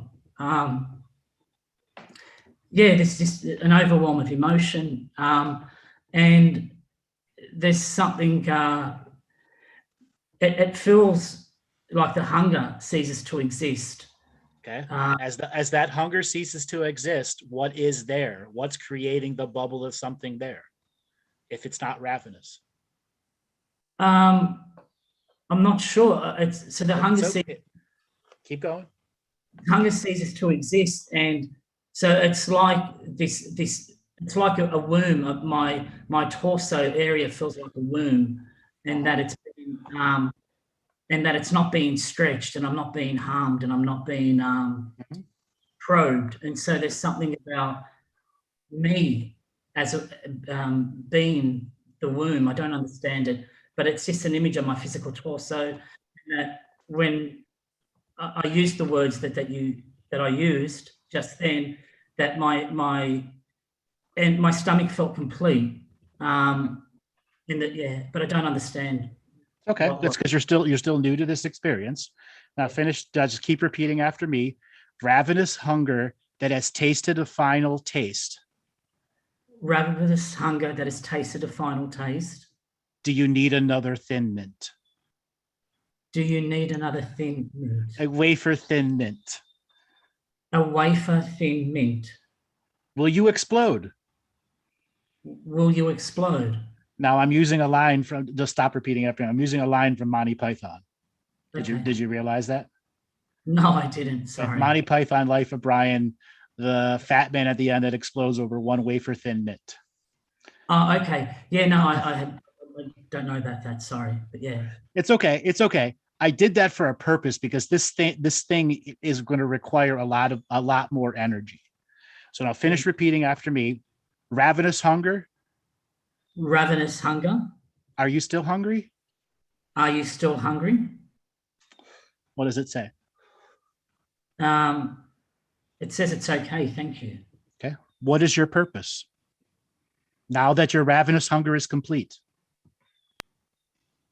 My purpose is to grow and I don't know, to expand and show up. No. You got to ask what was the ravenous hunger? What is its purpose? Not you. So ravenous hunger, what was your purpose? No, what is your purpose now that you're no longer ravenous? The ravenous hunger, what is your purpose now that you're no longer ravenous? To find a way to keep you constrained. Okay. Ravenous hunger, I now release you from your bonds. Ravenous hunger, I now release you from your bonds. I break all contracts, vows, and agreements. I break all contracts, vows, and agreements. And I return you to the fetus in the womb's infinite plan. And I return you to the fetus in the womb's infinite plan. So I am today. So I am today. This moment of now. This moment of now. May use my free will. May use my free will. To change my spiritual contracts and energy. To change my spiritual contracts and energy. So I no longer have this ravenous hunger. So I no longer have this ravenous hunger. At night. At night. When I was abused in the past. When I was abused in the past. It is no longer about a part of my rhythms. It is no longer a part of my rhythms. Or any part of my being. Or any part of my being. And I now create new things in these times. And I now create new things in these times. I bring the image of all the crops that have ever been produced in my tenure as an agriculturalist. I bring the image with all the crops that have ever been produced in my tenure with working with agriculture. As image of life force in my stomach. As image of life force in my stomach. And intestinal tract. And intestinal tract. Completing the cycle of karma. Completing the cycle of karma. How does that feel? It's emotional. I feel better. I feel full, like complete full and stomach full, and yeah, it's almost a little bit out of body, just a little bit. It's okay. Bring yourself back into your body. That's just another program's warning bell going off. Too much healing going on. Too much healing going on. Take control. Thank you. But yeah, it feels huge, the experience. Okay. Now, how Yeah. hard will this be able to recreate for yourself? I'm going to ensure that I try to say what was just said now. Hopefully, well, I'll do it of an evening. So I'm able to do that, and I'll try to do that daily. No, not daily. When you begin to feel the hunger at night. I said I do it when I feel the hunger, not right. When you feel the hunger is when you choose to do that. You could make it take 5 minutes, 10 minutes, 20 minutes, 30 minutes. Is it going to actually defeat the ravenous hunger program in you? You may find yourself doing it and get a solid, powerful, I really did it, but an hour later, you're in the ice cream. Okay. Okay. This is going to be a battle of will. It's almost though you're sitting beside me on the chair that I'm in, and because you're identifying my physical form, what's in the fridge, the things that I'm utilizing to. It's like you're literally right here with me and seeing what's going on. But yeah, look, I'm incredibly grateful because I wanted to be able to continue to breathe and not be fearful and not, and really not relive stuff. So, yeah. You can beat it. Not only can you beat this, this is not going to be as hard as you think. Okay. The hard part will be not falling back. Once you've agreed to yourself that the work means something and discipline and commitment suddenly become mystical in their own expression, and you beat all the programs, then the rest is just not bringing them back and not falling back to that old you until there's 5 years between you and the old you and only the new you exists. Okay. All right. Thank you. This is not a terribly hard. In the short term, it seems big and giant because you made it big and giant. And that's okay. You gave yourself a challenge. One step at a time, you'll beat it.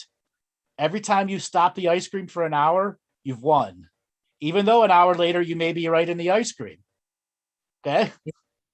I'm giving myself a different data point of reference. So, and I've got something to go with. So I've got the Rolfing to follow up. I've got, me accessing this recording to be able to remind me and the tips that you've given me. So I'm hopeful. And I'm sitting with you and my body for some reason seems to be shifting through, it's shaking a little bit. Because I've raised the frequency so much and you've been matching that frequency out of willpower.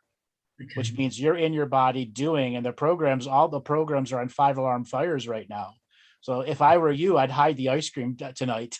I definitely will. And I'll just let the shake or the shift through my body just to let it run its course. Yes, let it run its course. Enjoy it. Tell it I love you. Do your thing. Purge yourself out. Yeah. Yeah. Thank you. Even add to it, like jump in and take a cold shower later. Trigger the even deeper. All right. That never had a cold shower, but I'll give it a go. Okay. Just strip your clothes off and have the shower, if you, as long as you got a shower mat and all that, have the shower already going cold. Just get in, spin around once, twice, turn it off, get on a towel, and just yourself be cold. Okay. I definitely would. Because there's the willpower to get in, the willpower to stay, and then the willpower that gets you out with grace and not falling over. And that's extreme control. Okay. Okay? Because then you'll have deeper forms of revelations and resolutions afterwards. Okay. One final thing for you. Yes, please. What do you do for human fun that isn't spiritual? I don't. Awful self-defeating, isn't it? I spent the last few years, like I've got a little place near the inner city, and I just live alone with my little dog. I find it difficult to sort of, I can interact professionally if I need to from a work perspective, but I find it difficult from an intimate relational perspective. So I tend to avoid contact, and I'm aware that it's something I've got to work with and manage, and I do really try to. Haven't been able to sort of do it very well the last few years. And so I tend to sort of, it feels less threatening to sort of stay in my own space. And I know that that's not great, but you know, I do try to work towards shifting. I just currently. No, you don't. You don't work towards shifting. That's your fax news. I think about it a lot, though. Thinking is nothing. Okay, thinking doesn't count. All right. Well, you called me out again, and so my working towards is I think about it a lot, and which isn't actually working towards it. It's just mental masturbation. Well, I don't know how to do it. I'm not clear. I know you don't know how to do it because you never really learned how to do it. With the Rolfing. Will that Rolfing help? It will free up energy that will allow you to give yourself opportunities of having to learn to be social and going through the ups and downs of learning to be social. Okay. That's because of the nature of the abuse and what you went through in your childhood, you did not grow up normally. I would say that's you don't have the normal, you never had the normal social skills to begin with. You're right. I agree. Yeah. Yep. And learning normal social skills is a trial and error process. Yeah. Okay. If it's backed up with the fundamentals of the spiritual work and you still allow recreational human enjoyment time, it's something you can't, you have to see as human clocked out recreational time as part of the daily spiritual practice. It's hard because there's a skill of turning on joy and happiness. Yeah, for you, it's very hard to turn on joy that isn't fake. Yeah, it's really hard. Like joy for me, these last few years has always resulted. If I feel joy, I cry, and I'm still in that space where the experience of joy results in a lot of sadness, and so the two aren't separate. Because you have so much pent up emotions in the body. That's that echoing. That's what the Rolfing will take care of. Okay. Yeah. And you're looking at least 6 to 8 sessions of Rolfing to really get at the core frequencies. Okay. Yes. Yeah. You're really going to have to open up to the Rolfing session in general. Then you have to start exercising. Okay. Yeah. You have to say, all right, if I'm truly going to go through this healing, I have to own my body. And owning my body means getting the extra 20 kilos off in a normal time frame, 6 to 8 months. Yeah. Okay. And it's the need, I suppose, the love in my body bit that. That's what you have to learn to be social. Okay. Part of being social is learning how to love your body enough so that it fits the social market, because you're judging yourself to not fit the social market through skewed points of view that never had the social skills to judge perception in the first place.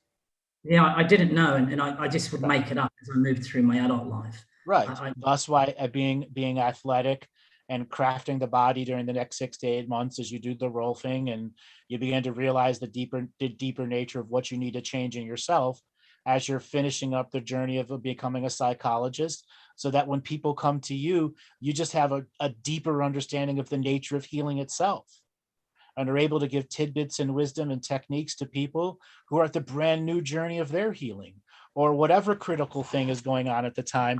You're able to provide something to them that's very unique. Yeah. The journey of healing and everything that's behind you. Yeah, you're correct. And instead of me just thinking it and saying I'm going to try and think that it just as a result of my mind constructing the thoughts that it means I'm making an effort. I haven't been called out before that's not adequate enough, that I actually have to engage. And I hear what you're saying, and I know that I want to. I'm terrified. in a really huge way. But I really want to, and so yeah, I'm just gonna have to do it. Yes. This is a suck it up, buttercup, put on the big boy pants moment. Yeah. Okay. Mommy can't help you get dressed right now. Okay. And the metaphor in this, mommy is the programs in the metaphor here. Programs will do nothing but put the wrong clothes on you. And if she did, you would call me out anyhow. So right, I would. No, incredibly powerful. Thank you. And thank you for the beautiful messages in chat to everyone. The expressions of love. Thank you all. Yeah, you helped teach a lot of people today. Thank you much. Thank you so much. Okay. Many blessings. Right, many blessings to you. Take it easy and have a good day. Thank you so much. Thank you. All right. Wow, what a powerful caller, everyone. That was awesome. Yeah, that was awesome. All right, Robert, let's spin up the wheel of callers and see who is next. All righty, Marcus Mate. Single to unmute. Marcus, are you there? Marcus. Going once. Going twice. Going 3 times. The menage a trois of dings, and he's not here. Hello? Hello? Ah! Hello? He made it. Hello? How you doing today? Yeah, doing well. Where are you calling from? I'm calling from Bali. Welcome to the show. Okay, thank you. Yeah, I've been listening quite a while, and yeah, I was always wanting to ask you. I wrote a book a number of years ago. It was called Mukanda wa Zambi, and it was a book about the history and origins of male circumcision, and it was mostly written in Central Africa. Spent about 7 years writing that, and along the way, I think, yeah, I had some experiences with it, and those have changed a lot of things, which I'm still processing at the moment in time, and the places where it sent me. And I was wondering if you could pick up anything about that story. About male circumcision in general, or the story you're specifically talking about? I think they're both intertwined in a way for me to actually come across the actual symbols, because it's all symbol related. Mukanda Mu being the beginning and Kanda the separation. So it ended up going into the stars, the whole history of the actual ritual, because in the ritual is where you find where the meaning and the value of the symbols lies. And along that way, I think I had a lot of changes which took over myself personally as well. But so the combining of those two facets, I'd like to know if there's anything that might be there. If you were to have this information, what would you do with it? Well, I did write a book about it, and I sent it out, but because it was basically a lot of it's to do with, I'd say, the dark side. It's a lot to do with the dark. It's to do with, most of that symbols is to do with power, control, domination. And I don't think it's not very well received in the academic realm, which I was trying to actually write an academic. Well, no matter what, it's a politically and religiously charged subject.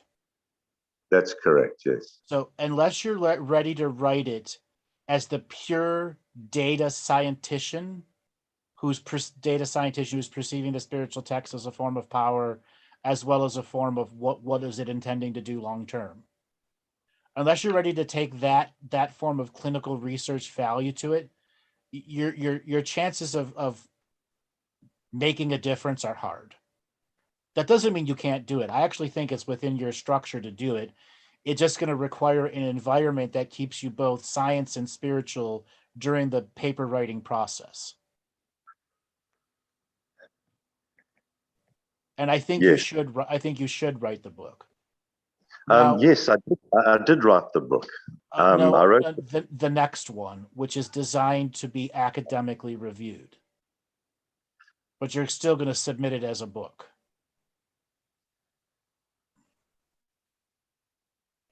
I see. I see. Yes. The mystical Because side.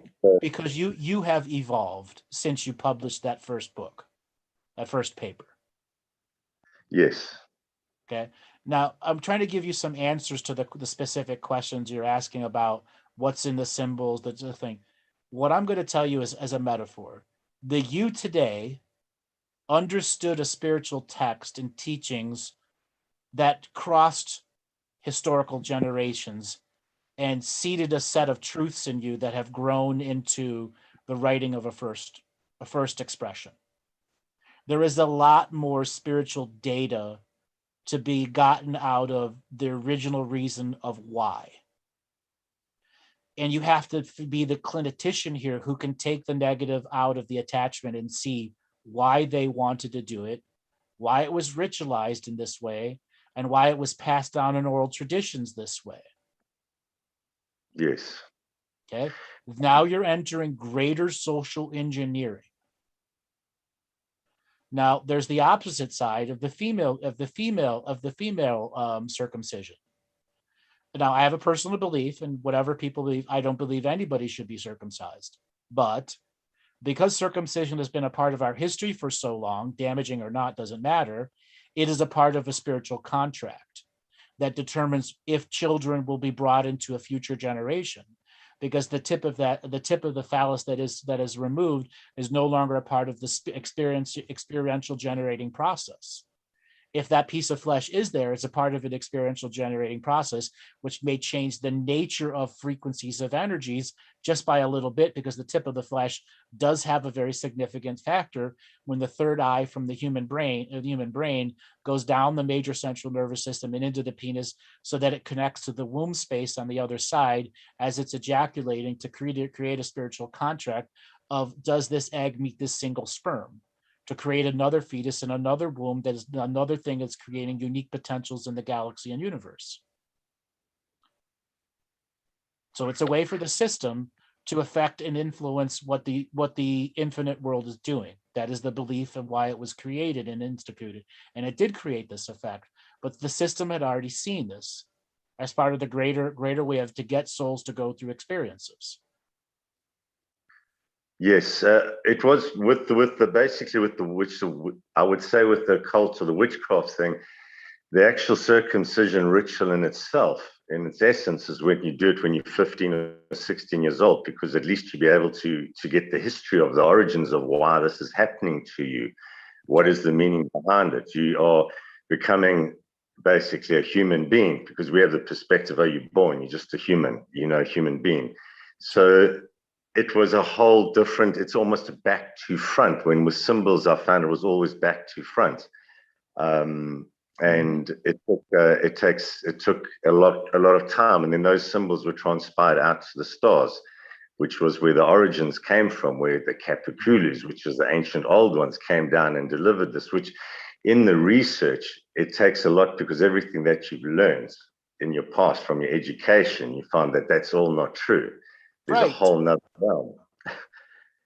A whole other realm that holds a whole other validating truths to other realms. Yes. Yes. So like I said, when you go to write the next process, you've got to maintain that science and spiritual side that knows the complexity of the data, but still has to translate it back for other scholars to be able to make my references, find my references, and connect to the logic that I'm creating.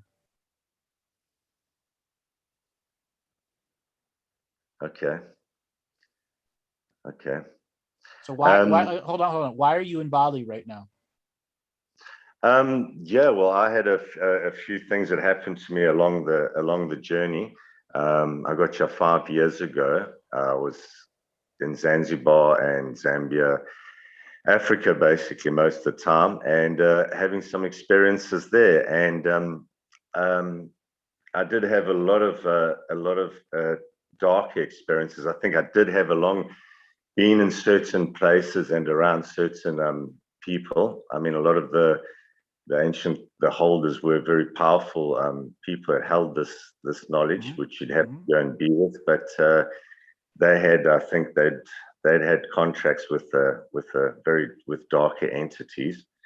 And I did pick up along the way, coming in from a very naive perspective, things along the line, and which basically, yeah, they changed me a lot. And I ended up, having a bit of a wobble, and I had to leave, and that's how I ended up in Bali, and then I ended up with all these light workers that are pretty much here, because it was supposed to be a lighter place than where I was coming from, but I found them, they were lost as well, totally lost. So yeah, that's how I ended up here. What are you doing? How are you surviving there? I do have finances from before, which Okay. I'm fine. Yeah. Are those finances stable? Stable, relatively, yes. Okay, so you can continue to doing without without a lot of worry. Yes, to most points, yes. Okay. So I have a few suggestions for you. You've got to put yourself through mental, physical, and spiritual training. Think of it as a multidimensional triathlon, so that you can get over the trauma of what Zanzibar and Gambia really did to you. So I'm gonna be blunt. North Africa, the Middle East, and a lot of the main African and sub-African towns have a terrible demon problem. Terrible, terrible, terrible, terrible. And you got fed off on. And you've got some thug demon energy around you that you got to finish getting rid of. And you've got to get mentally tough, spiritually tough, and gut tough. Body, mind, and spirit have to become tough, because you got metaphorically beaten down in the yard by some thugs, energetic thugs, a bunch of times. Yeah, that's that's interesting that you bring that up, because when it did happen, I ended up staying at a friend's place, and I was really mentally gone. And I was thinking, okay, with all of this, I'll end up in an institution. And we ended up in a sweat lodge, which is a very good friend of mine. Beautiful. It's a great way to get rid of the thugs, is the sweat. Yeah.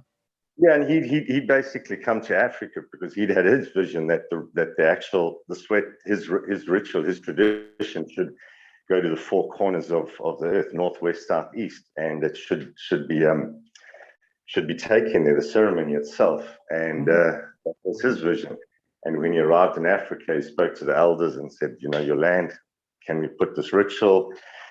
And I met him, and the first time I was actually brought to the sweat house, first of all, okay, yeah, it's another, what we call witch doctors, or, I hadn't had an experience with that before, but I'd had experience with many others before, because when you're working in that realm of looking at the knowledge, you have to work with them. Absolutely. And I was amazed with the actual lodge. I mean, the first one was I passed out. It was a very powerful experience. Yeah, but in that passing out, you had a reset and a great purging. I had a reset. That's correct. It was okay. I could see things coming from a place of, I would say, where you have the opposite of the power, the control, and the domination is your unconditional love. So it came from that perspective, which I was in the other realm most of the time.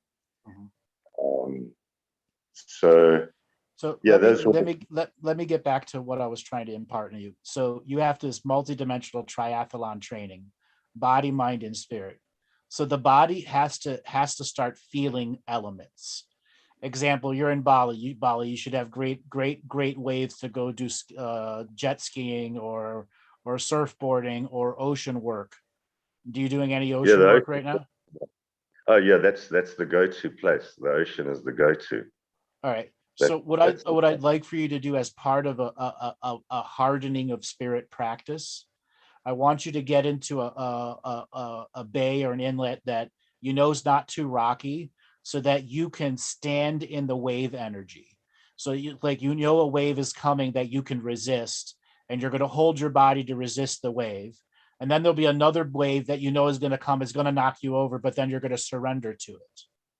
So that you can do about a half hour to 45 minutes of practice of resist, surrender, resist, surrender. And what this is going to do is loosen the spiritual energies that are around you that are ready to fight anything energetically around you. Learning how to roll with a punch, meaning it just dodges just a little bit to take the effectiveness out of a punch. This is in your field right now, like a spiritual flinch energy.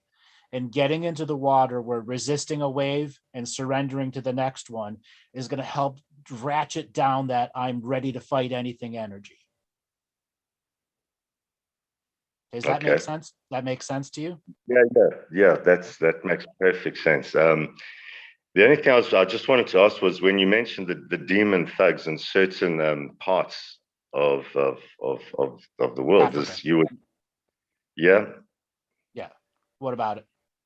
So there's some demon that there are in certain areas. There's some energetic places, or is it just the what is it? The older the city, the older the demons. Ah, okay. So the old places. Okay, That's yes. Right. Okay, they're like little fiefdoms that never end.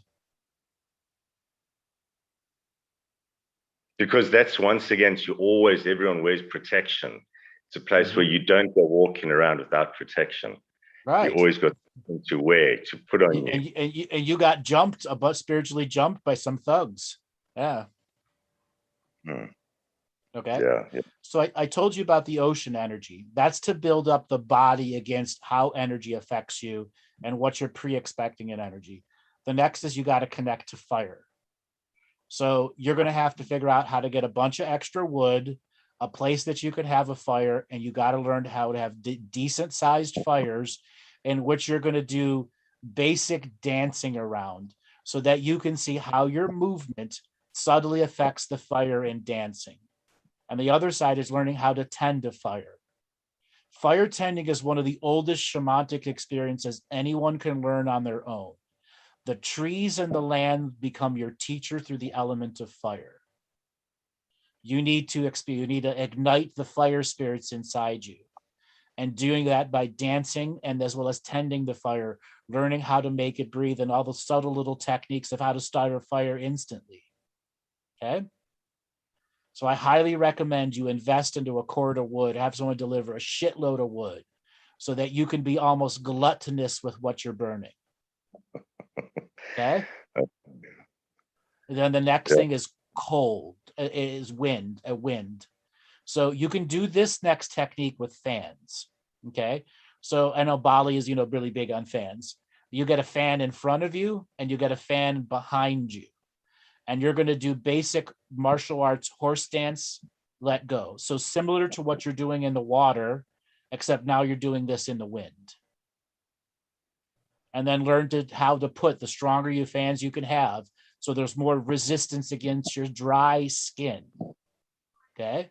Then after you've mastered the dry skin wind process, you're going to oil up your skin top to bottom so the skin becomes far more hypersensitive to the wind going over it, and you must be more aware of the dermis as a spiritual layer to stop energy from penetrating you like a needle.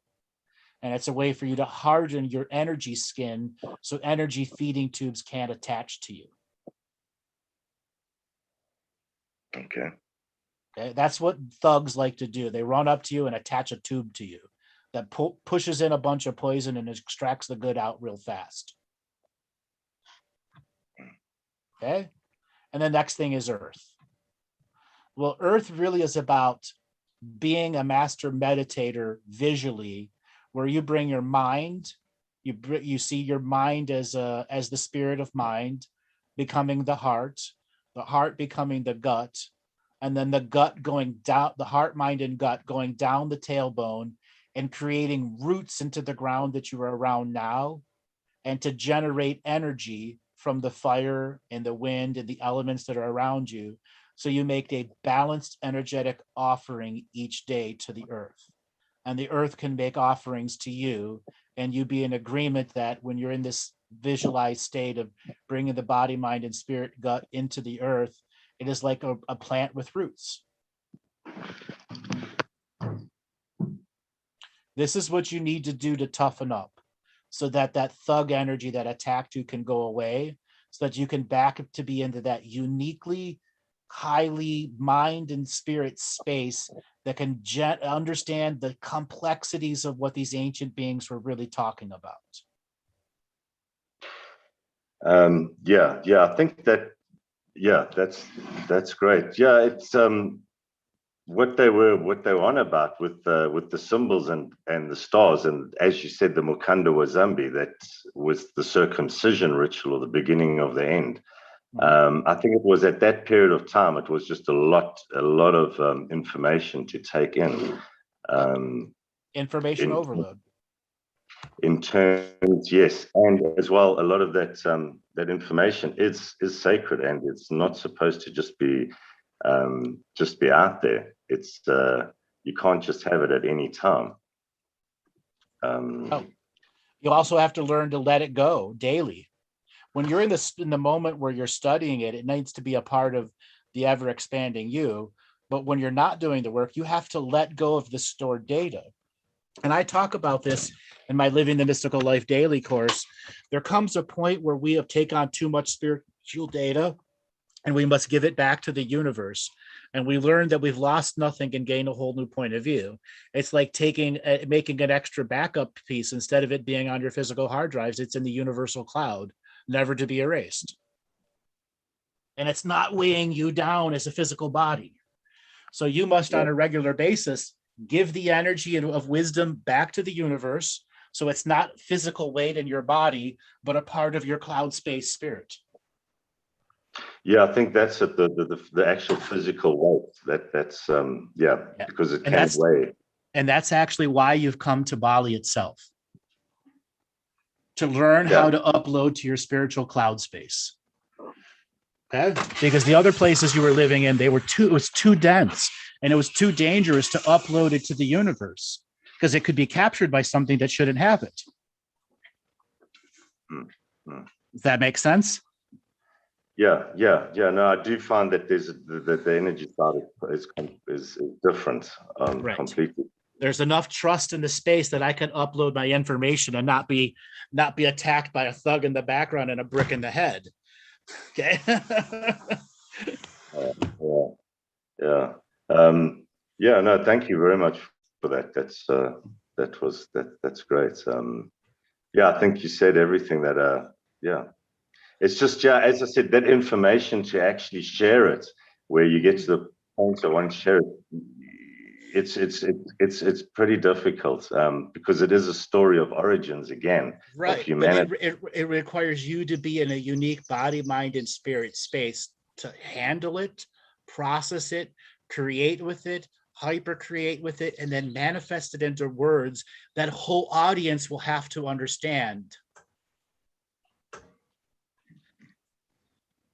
You get what I'm saying? Yeah. I get that totally. That's that level of consciousness that, you are equaling the density of the writings is what you're doing. And that's what the writings are asking. For those that can decode them means you have the techniques to do it, and you have the body, mind, and spirit that can handle it. And then there's going to be something after the male circumcisions, all these other rituals that went on that became afterwards. Okay. Yeah. That male circumcision, actually, how far would you say? Over 10,000 years? We know it's past Neolithic. It goes way, way back. I mean, in terms of the cache and all the knowledge that you have, how far back in time is that? So circumcision as a process goes back 30 million years. 30 million years. Yes. But everybody did it for a different reason. You have to remember, the tip of the flesh that is being taken off is a part of a matter-based experience. If that matter is there, it will influence the nature of experience. If that matter is not there, it will influence the nature of the experience because it's not there.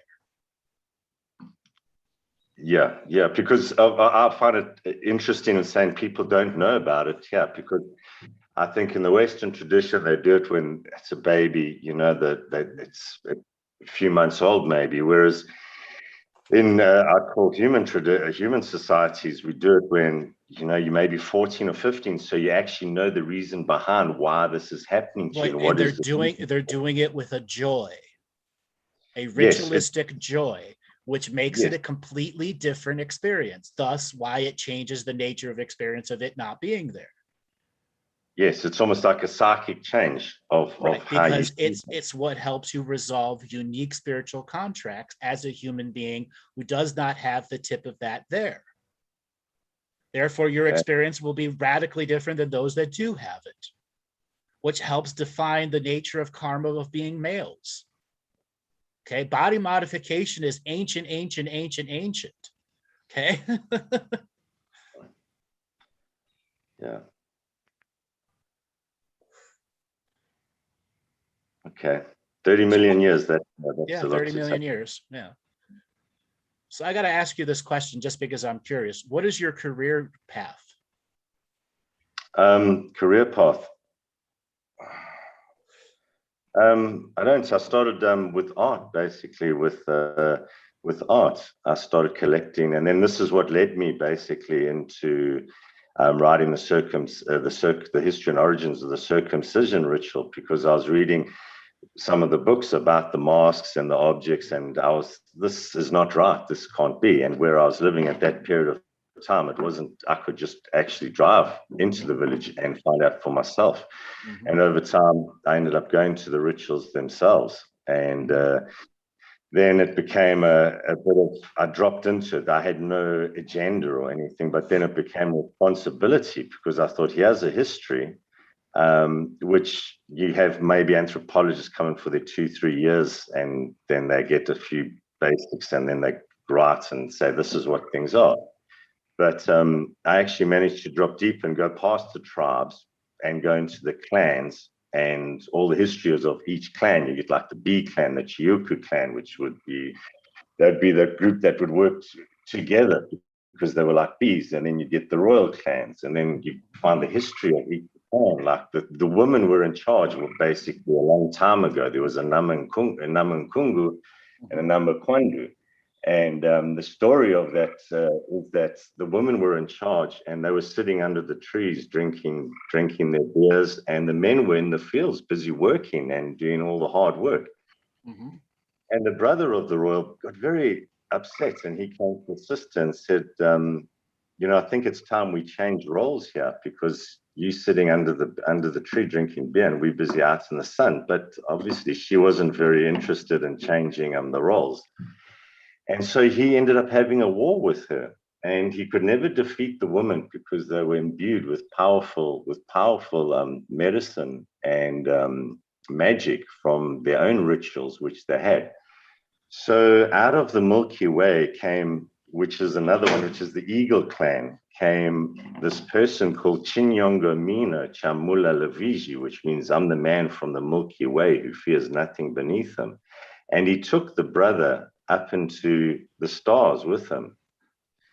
And he helped him to fight his sister, but he still couldn't defeat the sister.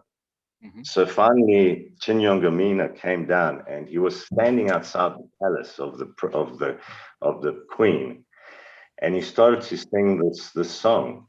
And the queen heard the song and said to all her women that were around, she said, "Go and bring me that man who's singing that song, and bring him to my palace so that I can hear the meaning of the song that he is singing."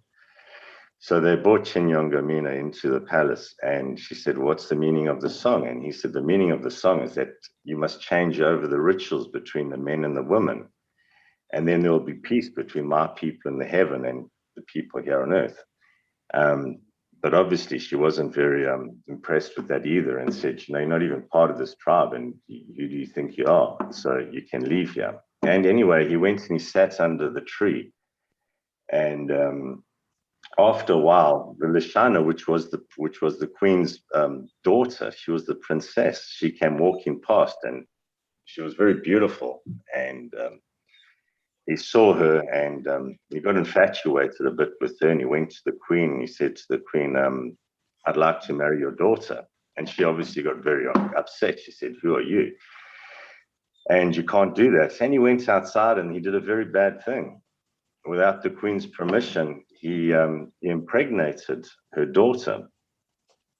So he was hauled into the palace, and the sentence was that he was going to get his head chopped off. But just before he was going to have his head chopped off, he said, the symbol of peace, the Chiswama, between my people and your people on earth, and between men and women, will come through my unborn child.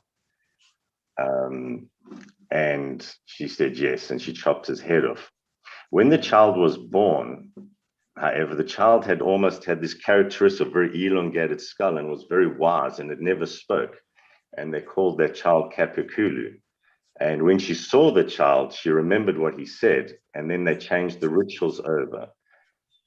And the men ended up became the ones in charge of the courts, and the women were the ones in the field. So these are a lot of these ancient stories that for They each have clan.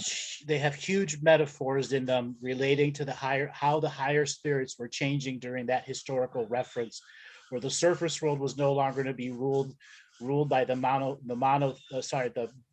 polytheistic gods, local gods, where everyone had to have a more unified relationship with the local gods. Okay. And is any of this at this period of time where we are now, is there any connection between the ritual and the story of the ritual and the history of origins of it and where we are today in time right now, in the now? So you have to understand that origin history was written for that species in that history. So can it have greater implications? Yes, but you'll have to step up the energy and take away from the personal experiences of each story and show the common experiences of many stories showing the same direction. Okay. So one person's origin story will not be any more validating than any other origin story. But when dozens of origin stories use similar themes and concepts, you have a validating argument.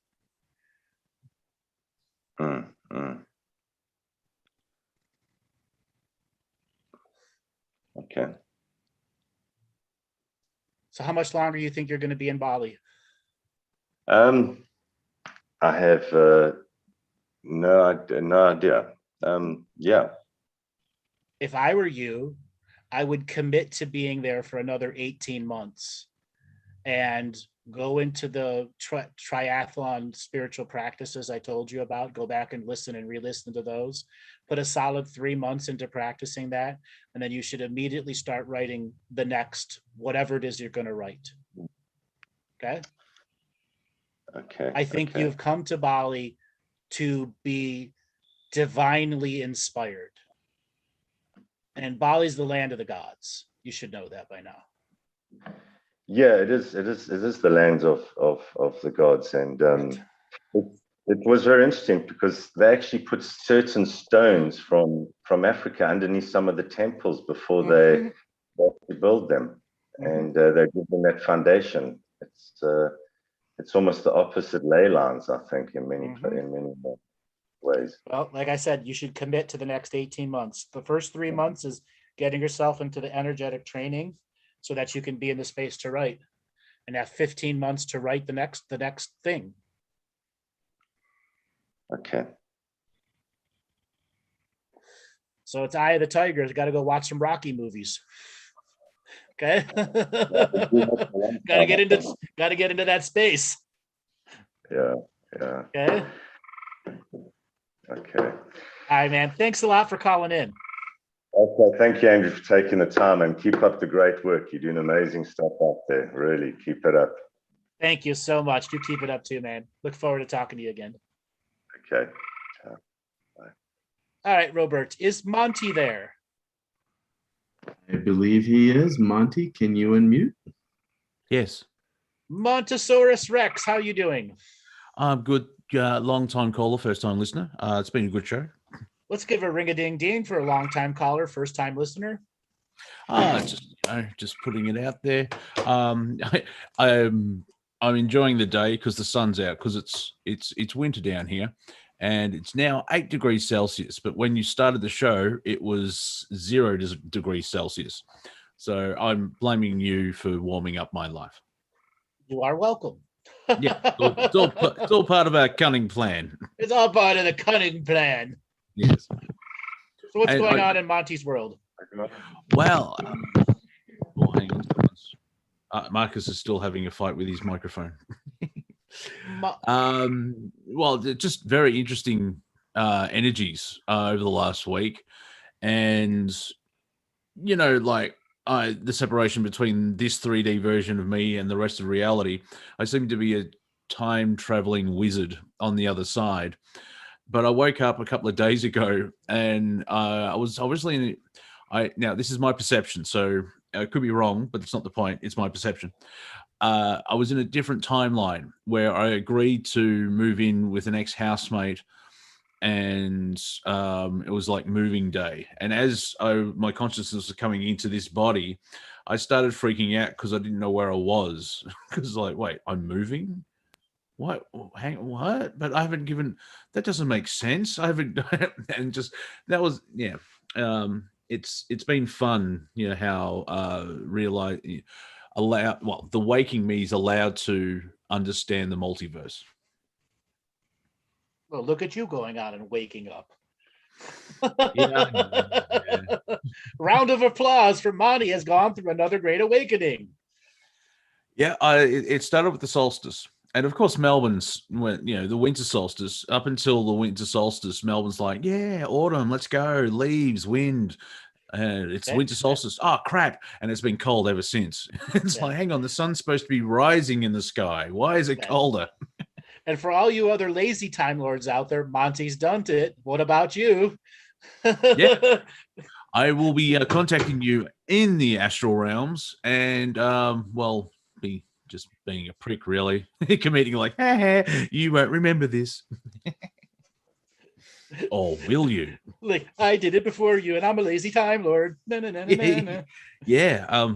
As I've explained to Andrew before, usually you have to speed up, the speed of light. You can travel through time. What's that joke? You matter unless you're traveling at 300,000. Then you're just energy. Yeah, then you're just energy. Yeah, I like that one. But I'm doing the reverse, where I'm trying to slow down time as much as possible. That's my moment of now, where I just pause everything down to the billionth of a second, and that I could be wrong, but that's my perception of it. Well, the problem with slowing down time is shit takes forever to get done. Yeah, hence the lazy part. I know, the lazy part. I'm lazy, so I'm gonna wind back time so it's I'm on a level. It's like, I moved to the kitchen. That was a bit fast. Better sit down. And my other question now, I'm obviously, if you drop a hint of why I'm here in Melbourne, but I would like to hear the Galactic Historian infomercial about Melbourne, Victoria, Australia, just like an overview of what's going on here, not like now, but like the history of it and stuff like that. Okay, give me a second here. Yeah. So, from the Melbourne spiritual e-commerce market. Come to Melbourne to resolve your karma.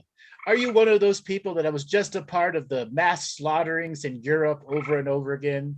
Are from the Ukrainians or Slavic regions? Are you a Scottish that has relationships to different sheep and want to resolve this karma? Come to Melbourne. We specialize in resolving your sheep karma. Interesting. I'm half kidding and not. If you are one of those people that is going to be an immigrant and wants to come to a place that's going to be a melting pot for how domination and control techniques can be used against you, come to Melbourne. Uh-huh. We have great and shitty weather. Yeah, it's great balance. I realized up until last winter, I hate Melbourne winter, and then just expanding the consciousness. No, I hate the houses that I live in during Melbourne winter. Melbourne winter's fine because it's a balance where it's like during the winter it's like too cold, I want it to be hot, and then during the summers it's too hot, I want it to be cold. So it's a 12-month balance. Exactly, a 12-month balance.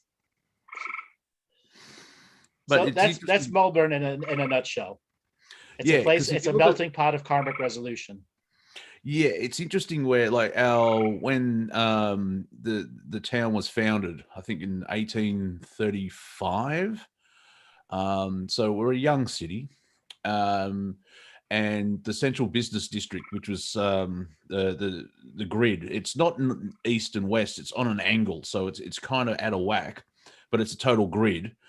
And then there's those natural sort of roads, you know, how people like, oh, there's a tree, I'll go around it, and 200 years later there's pavement. It's like, why do we go, there was a tree there once. But other than that, then they go for mass planning where everything is just grid like. It's like most of the inner eastern suburbs, it's all squares and rectangles. Yeah, just big city planning. Yeah, basically, yeah. So, but I'm just wondering, could you just tap into the pre-European colonization? Because I think it was the Kulin, Kulin, which was 3 tribes. They actually were in this territory of Melbourne, and like how long they've been here, and just any interesting facts, because they were here first. And that's Melbourne. And see that building that says Crown? That's called Crown's Towers, and it's a casino. I do not trust a casino that can't count, because there's one. Because the Crown always wins. Yeah, the Crown always wins, and it's Crown Towers, and there's one building. There's one winner. Yeah. So the prehistory of that place. All right. So long story short, easy, big story made easy. There was a spaceport there. Ooh. That was there as around 5200 BC. There was still an active spaceport there. And the people that are around it were the Atlanteans and Lemurians that were not leap forwarding in time, but losing technology and becoming spiritual and incorporating themselves into the local clans and integrating and mating with the local peoples so that they could become the ancestors of the land thousands of years later. Okay, cool. Spaceport, you say? Because the Aboriginals there, like David Icke was talking to elders the last time he was here, when he was allowed in. The elders are now letting out the information that now, when I say myth, it's basically mainstream history won't accept it as real. But they came, and correct me if I'm wrong, because you're the Galactic historian, you'll know. The Aboriginal people came in from the South Pole and they immigrated up to Australia. And they're one of the first in the mainstream history, one of the first peoples on the planet. Yes. That according to our modern timeline now. Yeah. See, I worded that correctly. Humans have been seeded through time. Yes. Yeah. I don't. For those listening, yeah, for those playing at home, I don't talk to Andrew about timelines too much because we need 8 whiteboards just to try and figure it out. No, you just need to know the context. Well, that makes it easy. There's no first species of Earth. There's 72. Yeah. And so that's and all. Yeah, I can understand that they're becoming the natives were becoming more spiritual because when the English elite turned up and said, "Oh, they're savages. We're civilized, so we're going to shoot them." Very civilized, but they haven't invented the wheel. Well, no, because they can do a fire ritual, fire dance, and travel through matter 300 kilometers, and they use small rocks as like iPads or flash drives. They just had a different type of technology, but the Europeans had no idea what it was, and they just thought, "Oh, they're still cave people." Well, the Europeans were also very arrogant, but some of that were in the know understood that state of living was a form of technological interaction with higher spirit, and that's why they needed to eliminate it. Oh yeah. The whole Vatican thing, just man-made religions wiping out the shamanistic element because you can't control. If you're your own shaman, you can't really go to a building once a week and give over 10% of your earnings. No, you can't, and you shouldn't. as George Carlin says, he loves you and he needs money. Now. Yeah, exactly. Yes. Buy your way into heaven. No. Exactly. No, I'm passing on that. So yeah, it's fascinating what's going on, and I know I have to be here. I don't know exactly what it is, and I need to find that out myself. But I feel like an energy anchor and holding space, because had thoughts of like warmer climate. Phoenix popped up or Queensland, and the universe is like, no, you're staying here for a while. I think there's contracts with family, so that's obvious as well. So I'm like Bruce keeps saying, you come over to Costa Rica. It's like I'm learning Spanish first. But apart from that, there's I know there isn't that energetic feeling of time to move. It's Listen, the fact that you're trying to learn Spanish is great, but until you're actually putting 5 hours a week minimum to it, you're not actually learning Spanish. Mm-hmm. Okay, so if you really want to experience something different, start putting 5 hours a week into something. Yep. Beyond what you normally do. That's to advance yourself. So when you're ready to go and you feel like inside that it's ready and I've completed whatever I need to complete here, you're ready. Yes, yeah. And Lisa in the chat, que. It's the only Spanish word I know from Faulty Towers, and it's what. That's probably the worst word to learn in a language, because you go, que? Oh, you speak Spanish, blah, blah, blah. No, that's all I know. I know how to say what. Unless you're Little Wayne. What? What? Okay. Yeah. Oh, Spanish Little Wayne. Spanish Little Wayne, exactly. Yeah. So it's on my list of things to do. Is when I'm ready, I'll start getting into the Spanish, because it'll be fascinating. Just like the mental aspect of like actually thinking in Spanish, like you're a long ways away from speaking in Spanish. Speaking Spanish doesn't come to you right at the fluency level. Oh no! I totally understand that, because instead of thinking cup and then translating in my head, you want to have an image of a cup, and then the Spanish word comes up instead of the English word of cup. Yeah, but that's a long ways away. You've got to create the neural pathways that allow it to be the cup to be defined as a Spanish cup. Yeah, and it's like not a regret, but it would have been nice.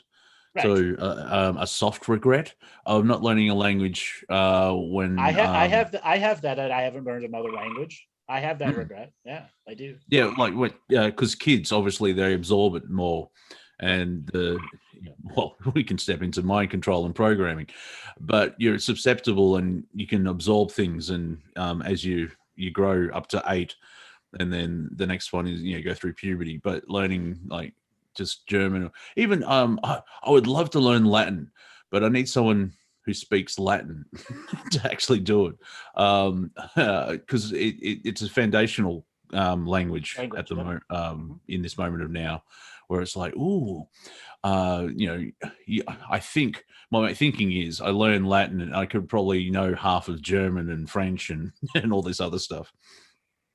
No, it would just make it a little easier to learn the roots of words. Yes, that's what I meant to say. Yes, thank you. But like I watched The Crown.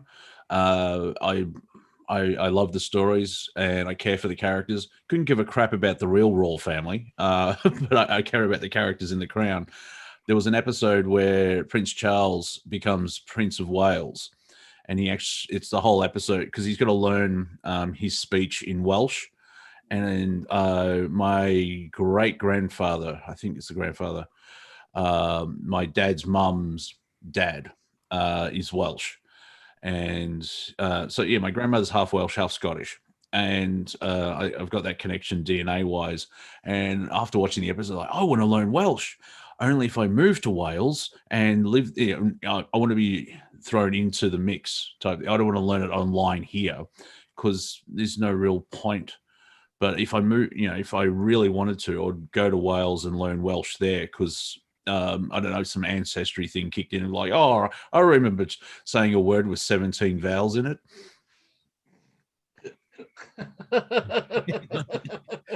which means hey. Exactly. What's up? That's all it means. Yeah. Hey.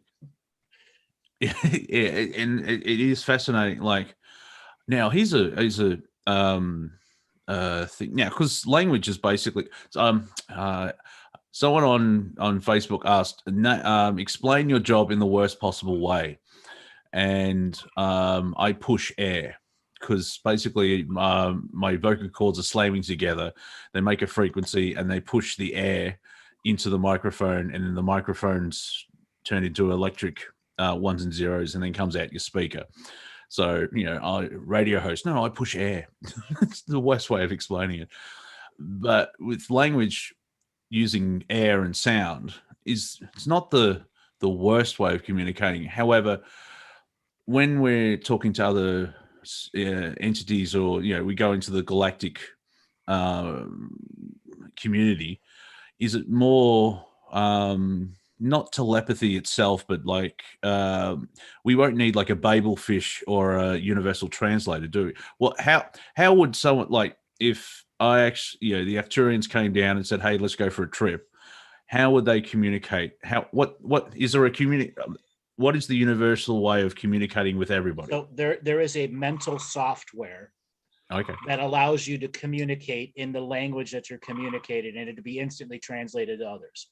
99% of the time, you will not use telepathy. Telepathy is something that is saved for very close friends and associates.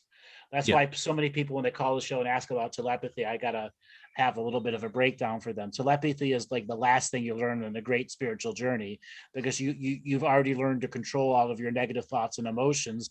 And when you're trying to share very unique, high energy concepts, you're able to upload it telepathically and not have any attachment data to it. So there's mental software programs that allow you to communicate back and forth to people. Okay, yeah, because my joke is, like, if we had the awakening today, most of humanity would have a negative thought and is like, oh crap, I blew up Belgium again, because we're not worked through all the traumas and everything else like that. And so it makes sense to be at that high level. Then you have telepathy because there's no flies on you type thing. Exactly. Yeah. Because it's like in Hitchhiker's Guide to the Galaxy, there's a Babel fish, and you put that in, and the sound goes through the fish, and it translates, I think, telepathically into your brain, so it's translated. For Doctor Who, the way they do it is the Doctor and the TARDIS just translate it for you anyway. Yeah. So makes sense. Because there's a lot, because I've heard you, I think you even rapped in light language. Oh yeah, a few times. And it's very close to, it sounded like Native American. It's very similar to that, I guess. Indigenous, yes. Yeah, there's an indigenous factor to it. Yeah. I do find it funny where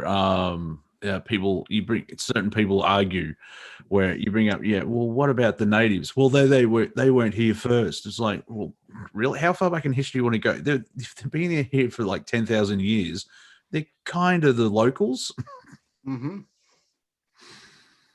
Well, it's, mind you, when you have someone with a heavy accent from New Zealand, America, the UK, and Australia, it can take a while to just try and get one sentence through. Correct, it can. I must translate your slanganese. Yeah. Do you speak, when Americans say, do you speak English, to the English, just like, yeah, they do. They just got like a heavy accent. That's all right. I speak the Queen's English. Yeah, rather. Yeah. Or the anti-Queen's English if you're like from Birmingham. Oh, yes. Yeah. My actually, a bit of self-promotion. Finally, the audio book of Stardust Ranch is up for sale, and I'm still waiting for the numbers to come through. Yay! Where would people go to get an audio copy of Stardust Ranch? It's up on Amazon and Audible, but it's on 48 other different places as well. So it's scattershot type thing. But my mum actually clicked on the link that I put up on YouTube, and she listened to the sample of it, And she said, "You'll love this, Andrew." She said, "You don't sound Australian." I was like, "Really?" I have to admit, Monty, over the time of getting to know you doing the shows, you have absorbed a lot of other people's nuances of language, and I would say at least 70% of your native whatever was affecting was gone, has been replaced by other things you've absorbed. Yeah, it's gone. Got an international accent. Yes, an international accent is the best way to put it. Yeah. Yeah, I don't sound like your average Australian. Not anymore, anyway. That's more of a hillbilly. That's not an average Australian. Come on. Hey, Nah. mate, I'm average Australian. Yeah, don't do that. Australian accents are very hard. So when I see someone who's not Australian do an Australian accent, I'm like, oh, that's very good, because everyone just sounds like they're South African. But the trick to speaking Australian is just you talk through your nose, because we don't open our lips too much, because the flies will get in. Logic behind it too. There you go. Yeah. So can we hear a full upper British English, Monty? Well, actually, I've been watching Quentin Tarantino films, and I just watched Inglourious Bastards, and Michael Fassbender plays a British soldier that goes undercover, and he had this type of voice, that very pip pip, what, we're going to win the war. It's like posh Aussie, exactly. That's posh Aussie. That's what Santo's saying. Yeah, well, but where do you think that comes from? That's what the British elite. Dave Allen, the Irish comedian, still funny today. But he was pointing out that I think Queen Victoria invented that posh accent because she learnt English after she became the Queen. So that's the Queen's English, where you enunciate words and sound extremely silly. But beforehand, like King Arthur would have just your average British ear. Hello, I'm King Arthur. Yeah. Exactly. What's your name? Arthur. Arthur Smith. I'm the king of the Britons, eh? So, it's how to ruin history. It was like, Cleopatra was beautiful. Well, the statues aren't. She obviously was oh boy, I have thought that quite a few times. She's not that good looking. No. Yeah. Now really isn't. Maybe you would need to be there, but also it could be just the spiritual angle. It was like, whoa, but physically, I'm like, yeah, but she's also, yeah, she needs some yoga. Definitely needs some yoga. Yeah. Definitely needs some yoga. And she needs a physical trainer. Yeah. Yeah. She wasn't Pharaoh. Like, they're queens, aren't they? Pharaoh's the male leader term, isn't it? Yes, Pharaoh was the male. Yeah, and the female was just queen. Yeah, there wasn't a pharaohette. There probably is, but I don't know what it is. I don't know the name right now. Yeah. Because if you delve into history properly, you realize, hang on, someone's been messing with there's two Egyptian brothers. Yeah, but according to this book, that they lived 400 years apart. There you go with the Grandmaster of the obvious stuff. Yeah.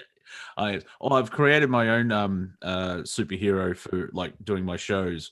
I'm Captain Pedantic. Captain Pedantic Man. Yes.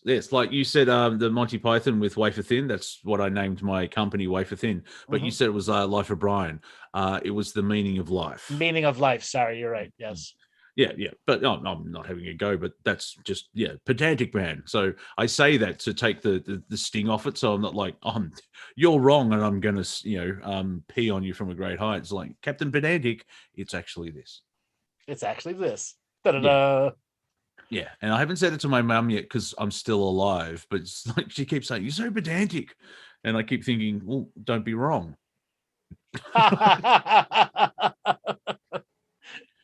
Because devil's in the details.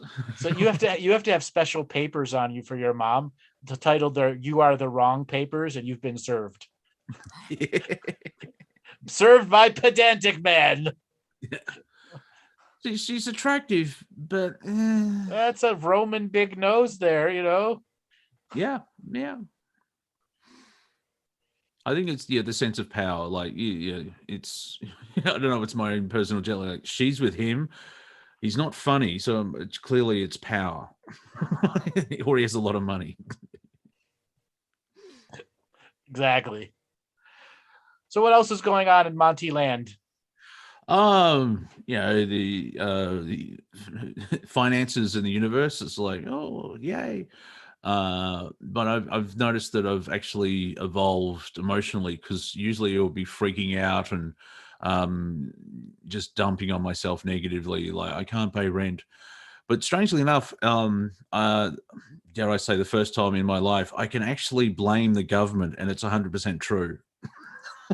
Well, do you have a way for people to send money to you? Yeah, I do actually. If you go to the YouTube channel, Wafer Thin Entertainment, there is a PayPal link on there, and yeah, there you go. I was going to say it's not on there. And Robert, I must say, you've tweaked it and more. I was like, oh, that's brilliant. But yeah, Wafer Thin Ent 1, and if you feel like sharing a cup of coffee, it'll help with the rent, because I mean that transition of stop sucking off the teat of the government, because government sucks.